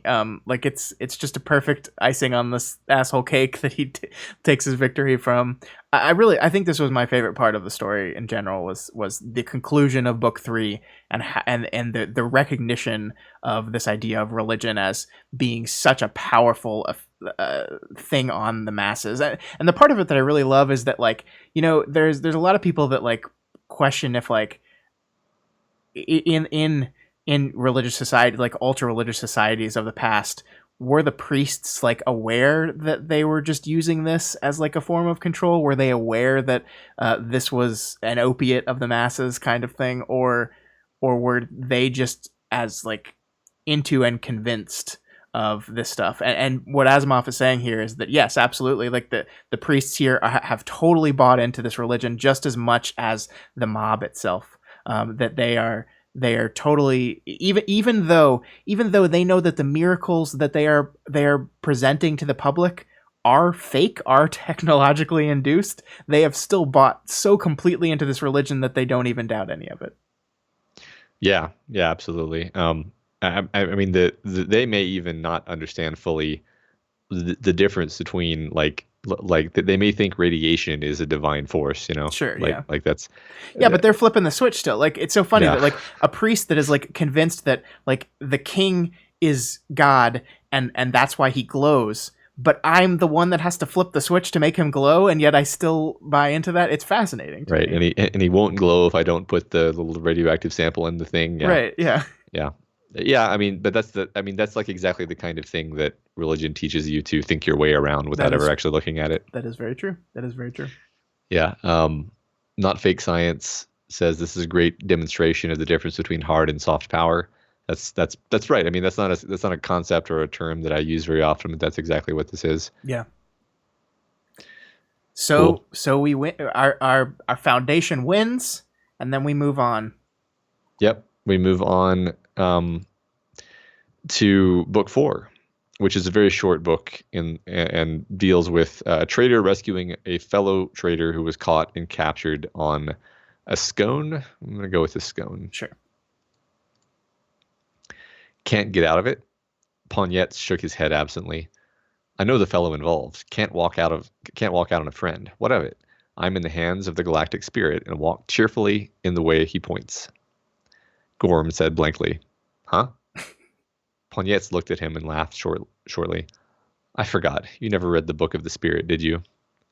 Never heard of it, said Gorm curtly. Well, you would if you'd had a religious training. Religious training? For the priesthood? Gorm was profoundly shocked. Afraid so. It's my dark shame and secret. I was too much for the Reverend Fathers, though. They expelled me, for reasons sufficient to promote me to a secular education under the Foundation.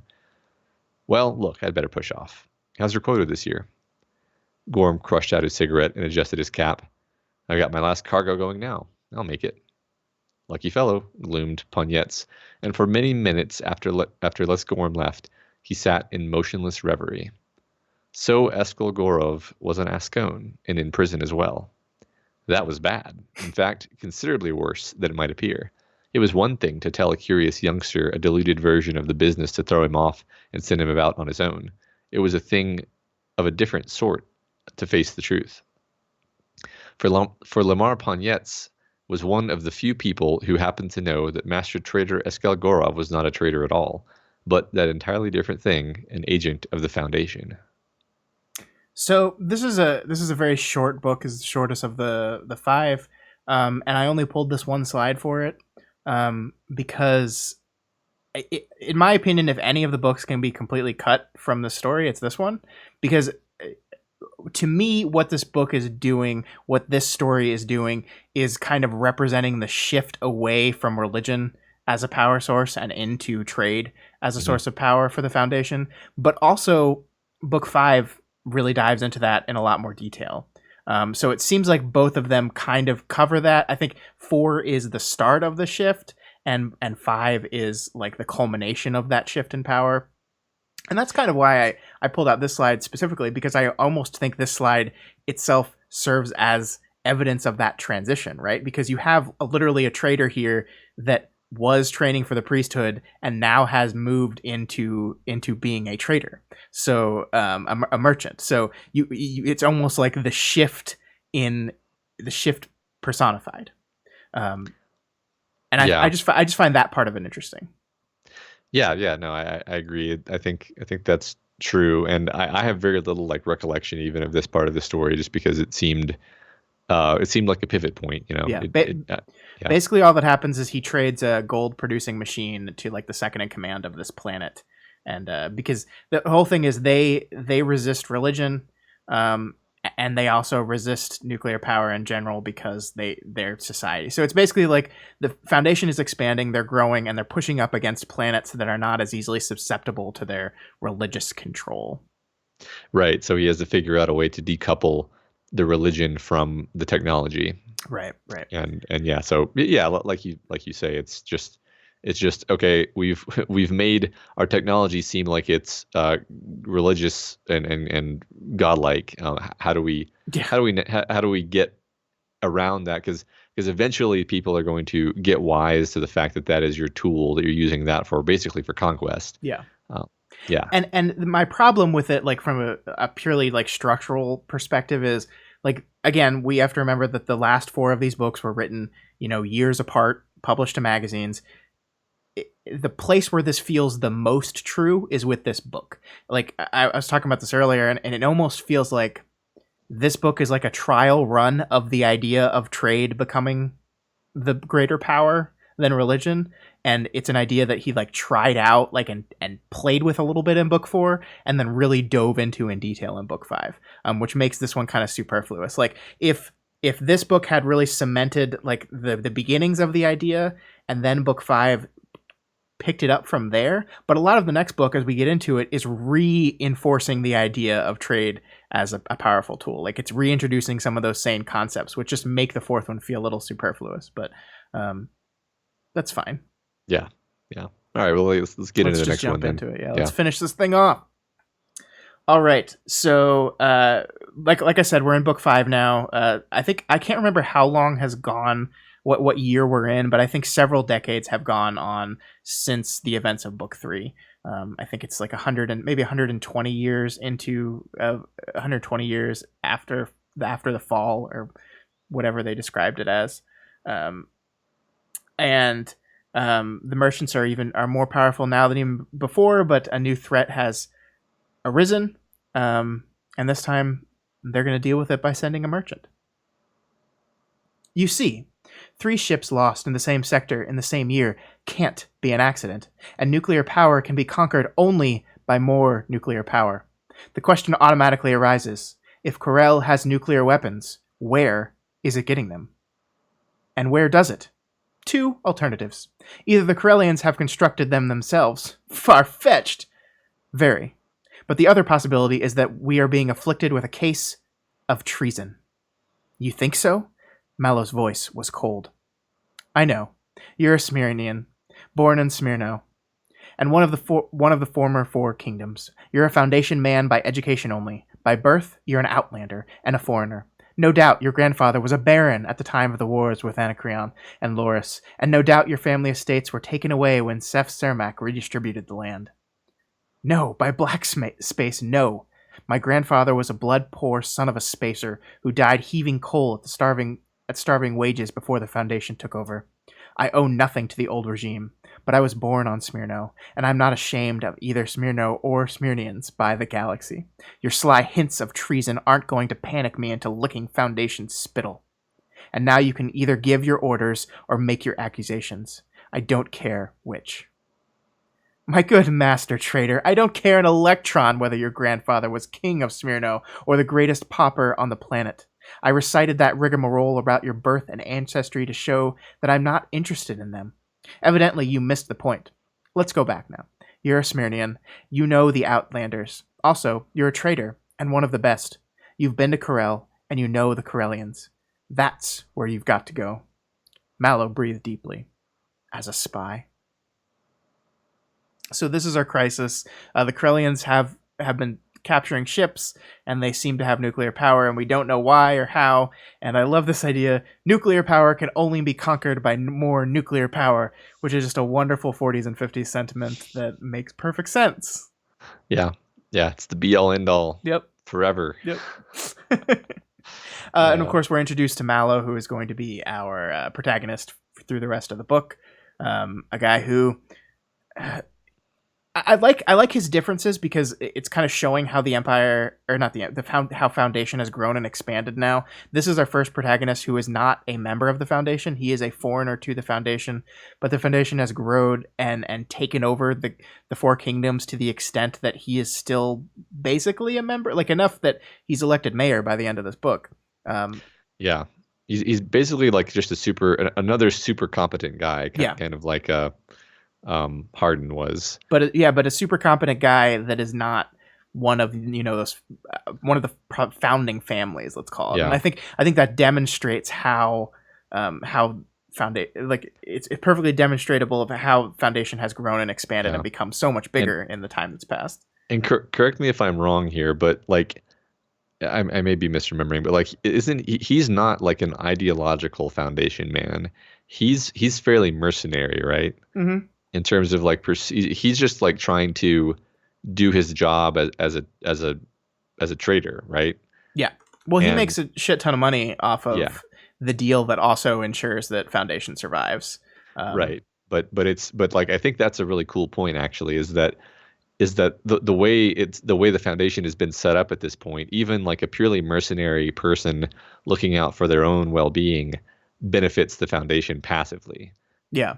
Like and that's the beauty of how the Foundation has positioned themselves. They position themselves such that profiteers, it's in the best interest of profiteers to promote the interests of the Foundation. Yeah, and I mean this is moving. It's kind of moving into a capitalistic type system, right? It's moving away from religion as this form of control to commerce as a form of control, and mutually beneficial trade bargains, right? Which is again through history one of the the slow switches. Like, he's telling basically the history of Earth Yeah. throughout the story so far, which I find infinitely. That's what I mean by like the scope and idea of the story is so big and so vast.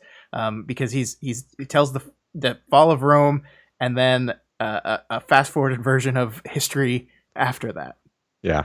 Yeah. Absolutely. I agree. All right. Next slide. Our protagonist, Merchant Mallow, sends a priest to his death. It's okay, though, because it was all fake. Except probably for the priest dying part. That wobbly-kneed governor, or whatever he was, can't save him. It's murder. I can't help that. Frankly, the incident smelled too bad. Didn't you notice? Notice what? This spaceport is deep in the middle of a sleepy far section. Suddenly, a missionary escapes. Where from? He comes here. Coincidence? A huge crowd gathers. From where? The nearest city of any size must be 100 miles away. But they arrive in half an hour. How? How? Echoed Twir. Well, what if the missionary were brought here and released as bait? Our friend, revered Parma, was considerably confused. He seemed at no time to be in complete possession of his wits. Hard usage, murmured Twir bitterly. Maybe. And maybe the idea was to have us go all chivalrous and gallant into a stupid defense of the man. He was here against the laws of Corel and the Foundation. If I withhold him, it is an act of war against Corel, and the Foundation would have no legal right to defend us. That's pretty far-fetched. The speaker blared and forestalled Mallow's answer. Sir, official communication received. Submit immediately. The gleaming cylinder arrived in its slot with a click. Mallow opened it and shook out the silver-impregnated sheet it held. He rubbed it appreciatively between thumb and finger and said, teleported directly from the capital. Commodore's own stationery. He read it in a glance and laughed shortly. So my idea was far-fetched, was it? He tossed it to Twir and added, half an hour after we hand back the missionary, we finally get a very polite invitation to the Commodore's august presence after 7 days of previous waiting. I think we passed the test.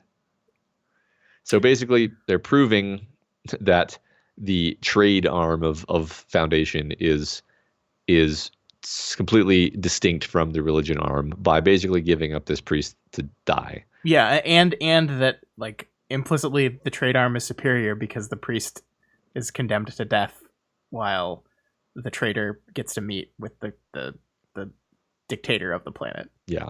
But it's more than that because apparently this is all like an elaborate double cross too. Yeah, we learn that a little bit later. But I mean, one of the other things that this is doing is establishing Mallow as smart as shit because he basically sniffs out the first half of the double cross. He doesn't sniff out the second part till a bit later, or he did and he was just faking it because we also learned that his companion here, Twir, is in on the whole thing, and he might have realized that too because that's why he invited him to come. Yeah. Right. Yeah. But and this is kind of what I meant about book 4 being a little redundant because I think this is a perfect show don't tell way of demonstrating to your reader that religion as a tool of power has reached the end of its rope because we have here a missionary comes to the planet and is doomed to die, and that is used as a merely like a pawn in a test to create trade relations, and that says to me exactly what it should, that religion, the use of religion has ended. We've moved on to something else. This is what matters now. Yep, I agree. All right, so this is a momentous occasion, Matt, because we're about to meet the first and only female character in this entire book. Yep, not even the only one with speaking lines. Pretty much just the only one who's even in a room. Yep. So Mallow meets with the Commodore on Corel and manages to convince him to start a trading deal, which basically promises to completely overhaul the Corellian economy. Then we meet the Commodora. Say hello to the only female character in the story. And how great she is. The Commodora was much younger than her husband. Her face was pale and coldly formed, and her black hair was drawn smoothly and tightly back. Her voice was tart. You are quite finished, my gracious and noble husband. Quite finished. I suppose I may even enter the garden, if I wish, now. There is no need for dramatics, Leisha, my dear, said the Commodore mildly.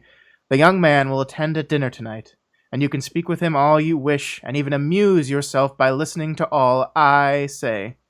Room will have to be arranged for his men somewhere about the place. The stars grant that there will be few in numbers. Most likely there'll be great hogs of eaters who will eat meat by the quarter animal and wine by the hogshead, and you will groan for 2 nights when you calculate the expense. Well now, perhaps I won't. Despite your opinion, the dinner is to be on the most lavish scale. Oh, I see. She stared at him contemptuously. You are very friendly with these barbarians. Perhaps that is why I was not permitted to attend your conversation. Perhaps your little weazened soul is plotting to turn against my father. Not at all. Yes, I'd be likely to believe you, wouldn't I? If ever a poor woman was sacrificed for policy to an unsavory marriage, it was myself. I could have picked a more proper man from the alleys and mud heaps of my native world. Well now, I'll tell you what, my lady. Perhaps you would enjoy returning to your native world, except that, to retain as a souvenir the portion of which I am best acquainted, I could have your tongue cut out first.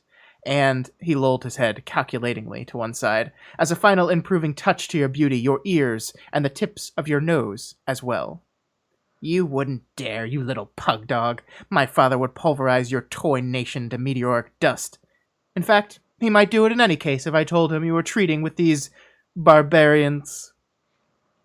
Woo! Yeah, I love the part later when he like to himself, he's like, I can't wait to kill her, father. Yeah. Yeah, so obviously, yes, this is the only female character in the book. Yes, that's not great, but we must acknowledge that this was the 40s and the 50s, and things have gotten better. And we're seeing Zendrix is even noting that there are more female characters in the story, and he gets better at this as he moves along, which is great. But yeah, not a good look. You need to recognize this every time you read something from the past, that they are not going to be as woke as we are, and this is definitely not a woke depiction of like the only female character is like a shrill, like bitchy lady, horrible person. Yeah, I mean, and let's be quite honest. The Commodore himself, it's not like she's being unnecessarily mean to him. They're both terrible people, and they're just terrible to each other. Yeah, and you could also take the stance. I don't think this is true, but you could take the stance that Asimov isn't portraying his own ethos. He's portraying what he believes to be the ethos of this empire, and saying this is a retrogressed, sexist, misogynist empire where this is why there are only ever men in the political offices of power or in these meetings, is because it's a sexist world in the future too. Yeah. Sure, it's possible. I mean, it's like sad, but like kind of everything about this future is rather sad. So, I mean, the way to do that effectively, in my opinion, would be to contrast her with another female character in another society in this world, and they don't do that. Yeah. Tringard asked in chat, "Is this the only one that gets a description of what she looks like?" No, but this is one of the more descriptive descriptions, and 567 says that. Yeah, some have like a vague description, like large set or broad shouldered, very like basic kind of descriptions. This is more detailed normally than Asimov does in this book, at least. Yeah, I believe there's like a young girl who they put like the little projector thing on to show off the technology, and she says like pretty or something, like that's her speaking line in the story. So yeah, not great. No, not great. I think we just like, I don't have much more to say about this. I just wanted to bring this out because it's the only woman character it's worth talking about, at least. Yeah. Before it completely slips my mind, this was something from a previous slide, but I just like that everyone consistently uses like by space. Yeah. It's a fun little thing. Yeah. Yeah, it just tickles me. Mm-hmm. Nothing more to say beyond that, really. I mean, this is actually fairly important to the world, to the continuing story as well, because we learned that the Commodore is in a strategic marriage with another planet, and we basically learn eventually that this other planet is much closer with the Empire, what remains of the Empire, and is the one supplying what was the name of it? starts with a K. That one. Corel. Corel. They are. It is through this relationship, through this marriage, that Corel is being supplied with the nuclear power it has. Yeah, I just remember Corel because they refer to people from Corel as Corellian, which is what Han Solo is, which is another ripoff from this to Star Wars. George. Yep. Yeah. Ripoff. All right. Next slide. And Vegeta says, even in the real world, even then, real world women did a lot of shaping of history, even during the ages that were as sexist as the Empire depicted. Yeah, absolutely. Yeah. That is very true. And I mean, the fact here is we just don't see enough of her to know whether or not she's actually having an impact of the world. I mean, it was definitely a choice. It's not a great choice, and by all apparent accounts, he got better. So that's all you can ask of people. Get better. Yeah, sure. All right. On his way back to the Foundation, Mallow flies further into the center of the galaxy and into an area still controlled by the Empire. He feels this area is the one supplying Corel with technology and strikes a deal with some of the tech men that are supposed to be handling all the technology. For 15 minutes, he followed his guide and said nothing. His eyes missed nothing. His fingers touched nothing. And then the tech man said in strangled tones, "Have you had enough? I couldn't trust my underlings in this case." "Could you ever?" asked Mallow, ironically. "I've had enough." They were back in the office, and Mallow said thoughtfully, "And all those generators are in your hands." "Every one," said the tech man, with more than a touch of complacency. "And you keep them running in order?" "Right." "And if they break down?" The tech man shook his head indignantly. "They don't break down. They never break down. They were built for eternity." "Eternity is a long time. Just suppose it is unscientific to suppose meaningless cases." "All right. Suppose I were to blast a vital part into nothingness. I suppose the machines aren't immune to nuclear forces. Suppose I fuse a vital connection or smash a quartz D-tube."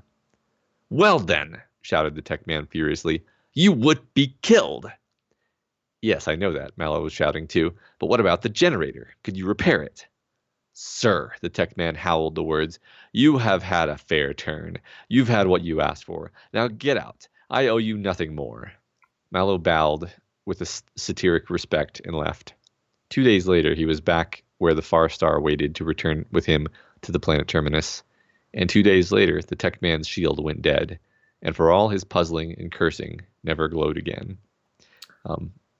So I like that because he bribed the guy with this like piece of impossibly advanced personal shield tech. Yeah. And then it runs out of batteries right after he leaves. Yeah, this is really the only moment in this book where we take a peek at how things are going in the Empire, and we see that it is just a worse level than the last time we saw them. And I love this. I love this idea that they don't break. They don't break down. They were built for eternity. Eternity is a long time. Just suppose it is unscientific to suppose meaningless cases. That's like a hilarious view on science. Something supposing a hypothetical situation in which my shit stops working is unscientific. Yeah, right. It's clearly so like my interpretation was that he's basically aware that he's wrong. He has no idea. He knows nothing about any of this technology. He's a figurehead position that is it's like the tech. They kind of define the tech boys or the tech men, whatever they are, as like a class, like a separate like higher class, because they are the ones that are honored with the responsibility of keeping after the stuff, but they're not actually doing anything. Yeah. They've lost the scientific understanding of how to maintain it. And I like this scene. I did. Yeah. All right. So let's finish this thing up with our final slide, because so Mallow returns to Terminus and he's put on trial, and he expertly talks his way out of the trial in such a grandiose way that the public falls in love with him. He exposes the plot of the council to kind of pin some stuff on him, and they love him so much that he's elected mayor. And now the crisis with Corel has come to a head, and he tells everyone how he plans to solve it. And it's like, this is the climax of the book, and his plan to solve it is just don't Just don't do anything. This is a Seldon crisis we're facing, Sut, and Seldon crises are not solved by individuals, but by historic forces. Harry Seldon, when he planned our course of future history, did not count on brilliant heroics, but on broad sweeps of economics and sociology. So the solutions to the various crises must be achieved by the forces that become available to us at the time. In this case, trade. Sut raised his eyebrows skeptically and took advantage of the pause. I hope I am not of subnormal intelligence, but the fact is that your vague lecture isn't very illuminating. It will become so, said Mallow. Consider that until now the power of trade has been underestimated. It has been thought that it took a priesthood under our control to make it a powerful weapon. That is not so. And this is my contribution to the galactic situation. Trade without priests. Trade alone. It is strong enough. Let us become very simple and specific. Corel is now at war with us. Consequently, our trade with her has stopped. But notice that I am making this as simple as a problem in addition.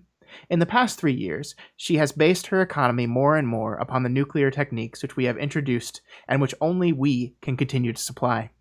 Now what do you suppose will happen once the tiny nuclear generators begin failing, and one gadget after another goes out of commission? The small household appliances go first. After half a year of this stalemate that you abhor, a woman's nuclear knife won't work anymore. Her stove begins failing. Her washer doesn't do a good job. The temperature humidity control in her house dies on a hot summer day. What happens? 1950s, man. Those angry housewives can't use their washer. Can't use their nuclear knife. Yeah. I just don't think we're ever going to have nuclear knives. I don't think so either. I'm not sure, what that would look like. That's the other thing. A nuclear powered gun. I'm not sure what that would look like either. I'm not why would you have a nuclear powered washer? Shouldn't there be? I guess at this point he's assuming everything has its own individual power source rather than there being power on a grid. Yeah. Because everything fails separately instead of all at once. Yeah. So he gets a little challenged on this, but of course, our point of view character is right, as our point of view characters always are. And after 3 years, Corel surrenders because their naggy wives are just too much for them, and they can't handle it anymore. So yeah, that's the way all wars are won, I suppose. And that's the way our book ends. That Mallow has just solved the third crisis, and they've basically are in control of Corel now, and trade is now the great powerful force in the Foundation. The power of trade and the withholding of items, and as Tringard says in the chat, planned obsolescence as control. 567 says apple. This is one of the bits of sociopolitical history that I don't buy over much, because during World War II, the people who lived in London had to hide in bomb shelter tunnels not every night, but very frequently, and their lives were just constant deprivation and pain, and they just kind of soldiered through it as a society. They weren't there wasn't a mass movement of people saying, yeah, we should surrender. It was maybe they would have if it had it was called the Blitz, right? If the Blitz had lasted longer. Well, they make that argument in the book, though. They make the argument that yes, if you are continually under hardships, if you're getting bombed, if you're seeing your boys go off to war and die, that kind of encourages you to keep in the fight, to keep going, to push on. But if it's just a complete stalemate where nobody's doing anything, we're seeing money go away, we're seeing trade die, we're seeing our shit break and no one is fixing it, and nothing's happening, then eventually that's going to become to a level of frustration that you just can't stand it anymore. And yeah, I don't know. The thing about this is I don't know if there's any historical example that I'm aware of in which this is true, because the basic conceit of this is that there is no other way in the universe to get the same technology. That there there's no options, there's no option or no understanding of this technology to a point that you could manage it on your own at all. And that's a pretty huge assumption that I don't think quite works in our world, but maybe it does. Yeah, I mean, the closest thing I can kind of think of is how, like, once the people in the Soviet Union kind of understood how fantastic the standard of living was in the West compared to their horrible deprivation, like it eventually just they couldn't keep that information out anymore, and I think that was one of the factors that led to the Soviet Union collapsing. Yeah, I think that's But true. Yeah. but that wasn't because, I mean, I guess you could say the Cold War was that wasn't a matter of trade. Well, yeah, you could say that was even a matter of trade, I guess. And that's interesting because the fall of the Soviet Union wasn't until much later than this. Yeah, way to go, Asimov. You predicted the fall of the Soviet Union. Yeah, yeah. I stand corrected. It's like he's a psychohistorian. Yeah, yeah. All right. Yeah, so that is the end of the book. Yeah. Yeah, and you know what? As we move into questions, you guys let us know if you have any questions for us about it, or you have any comments on or bits and pieces on things we didn't cover. My main complaint with this story, and I loved having this conversation. I enjoyed this conversation a million times more than I enjoyed actually reading the book. But my main complaint with this story, and I think we saw it as we went through it, the structure of this book is bad thing happens. Protagonist says, I know how to deal with this. Everyone else says, no, you don't. And then the story ends with him saying, actually, I did, and I was right, and everything went exactly as I said it was going to go, and I win. And then you repeat that 3 times, and that's the story. And I mean, it's cool to see people write at things. It's cool to see smart people execute plans smartly, but I just think it gets a little repetitive when you do it again and again and again. Like, I kept waiting for the guy to be wrong. Like, I kept waiting for the person to say, this is exactly how it's going to go.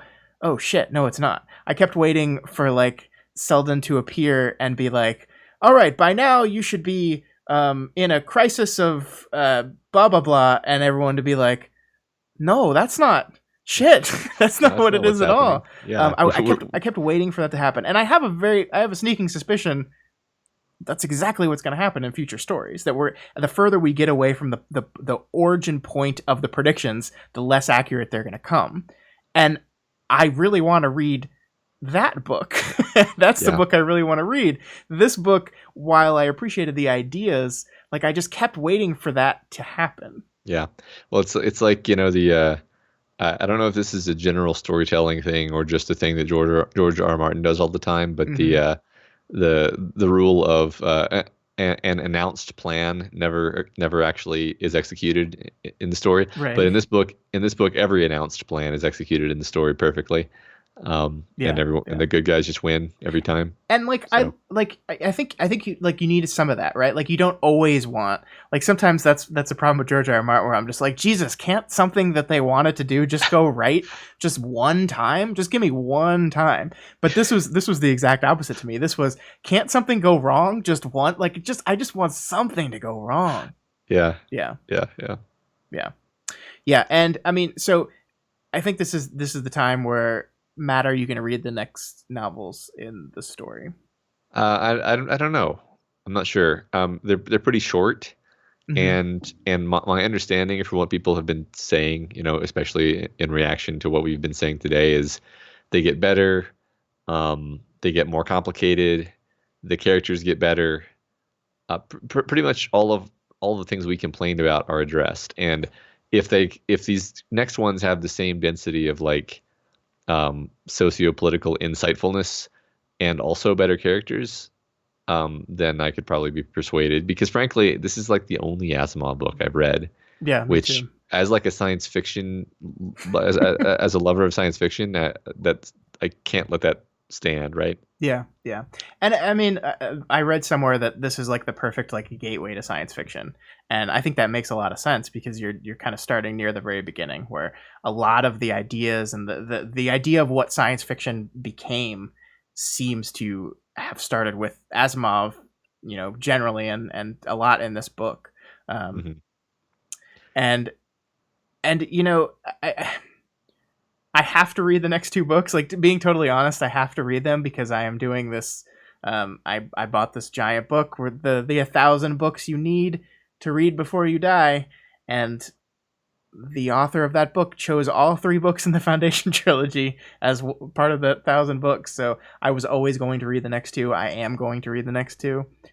Yeah, I mean, I like. There's people in the chat saying like these were pulpy sci-fi that were meant to be put in magazines, and that kind of the protagonist is always right type of thing works when it's a short story in a magazine. I completely agree with you guys. I totally agree, and it feels weird like criticizing the story for that. But that's just reflective of what my experience was when reading it as a contained, bound novel. Right, and I think that's it sounds like a harsh criticism, but it's just an observation that this is not a novel. This is several stories in a sequence. Yeah. That were originally intended to they weren't intended to be in this format. Like that's so, and that's fine. If I like a lot about it. The things I don't like about it are probably due to the nature of how it was put together. Yeah. So yeah, I'll probably give the next ones a try. Yeah, and 567 offers an alternative take that they actually enjoyed this one more because it was panoramic. That you can see the hints of society changing over time, and so the parts that we wanted out of this series that the next one delivers is actually the parts that they didn't want and they liked in the first one, which I think is great because I think it just shows how everyone approaches books differently, how everyone goes to stories for different things. And I've always been a very character focused person, so that is the primary thing that I go to stories for. So it makes sense that it didn't work as well for me. But I mean, at the same time, like I completely get why this is as beloved of a story as it is. And I would never sit here and say like this is a bad book. This is a bad book. I don't know. It's just something that didn't quite work as well for me as I guess I was hoping it did. It would. Yeah. I guess I agree with that. Like it's just anytime somebody tells you like, yeah, this is one of the great classics of science fiction literature, and everything that came after it is in some way influenced by it, and so many people put it on their favorite books list, and you just kind of have really high hopes. Yeah. But I guess my hopes actually remain pretty high for the subsequent ones because everyone always does say, read the Foundation trilogy. Yeah. No one ever says read the first Foundation book. Yeah, and it's fortunate that they are relatively short books. So like, even if like I read this book in basically a day and a half. It feels like I read this book very quickly.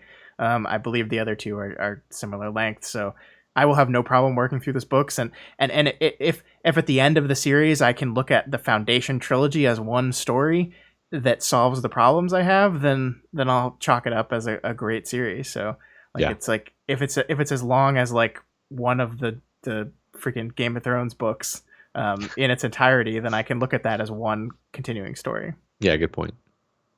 Yeah, the audiobook is about 8 hours. Yeah, that's nothing. Yeah, I think I did that in like 2 days too. Yeah. All right. So unless anyone has any more questions, let's talk about next month. All right. So go ahead. Next month's book is The Fifth Season by N.K. Jemisin. I think that's how you say her last name. This has been on our poll for the last few months, and it has always been just shy of winning. So it won because the other books we covered, so they left the vote. So The Fifth Season has won. This is book 1 of a 3-book trilogy as well. That's apparently just what we love covering these days is book 1 of trilogies. Yeah. My sister gets so frustrated with me because she's like, why do you keep reading because she follows me on Goodreads, and she's like, why do you keep starting new trilogies and never finishing them? I'm just like, I'll get around. Don't worry about it. Yeah, don't worry you about get around to it eventually. Yeah. So Hugo Award winner of 2016. So, I mean, that's a good sign, right? Yeah, it's a very good sign. Yeah, and I've listened to N.K. Jemisin was on an episode of the Ezra Klein podcast where she was just kind of talking to him about how she creates worlds, and like how she creates a new world and populates it with different places and geography and all that stuff. And it was pretty fascinating, from a writing perspective.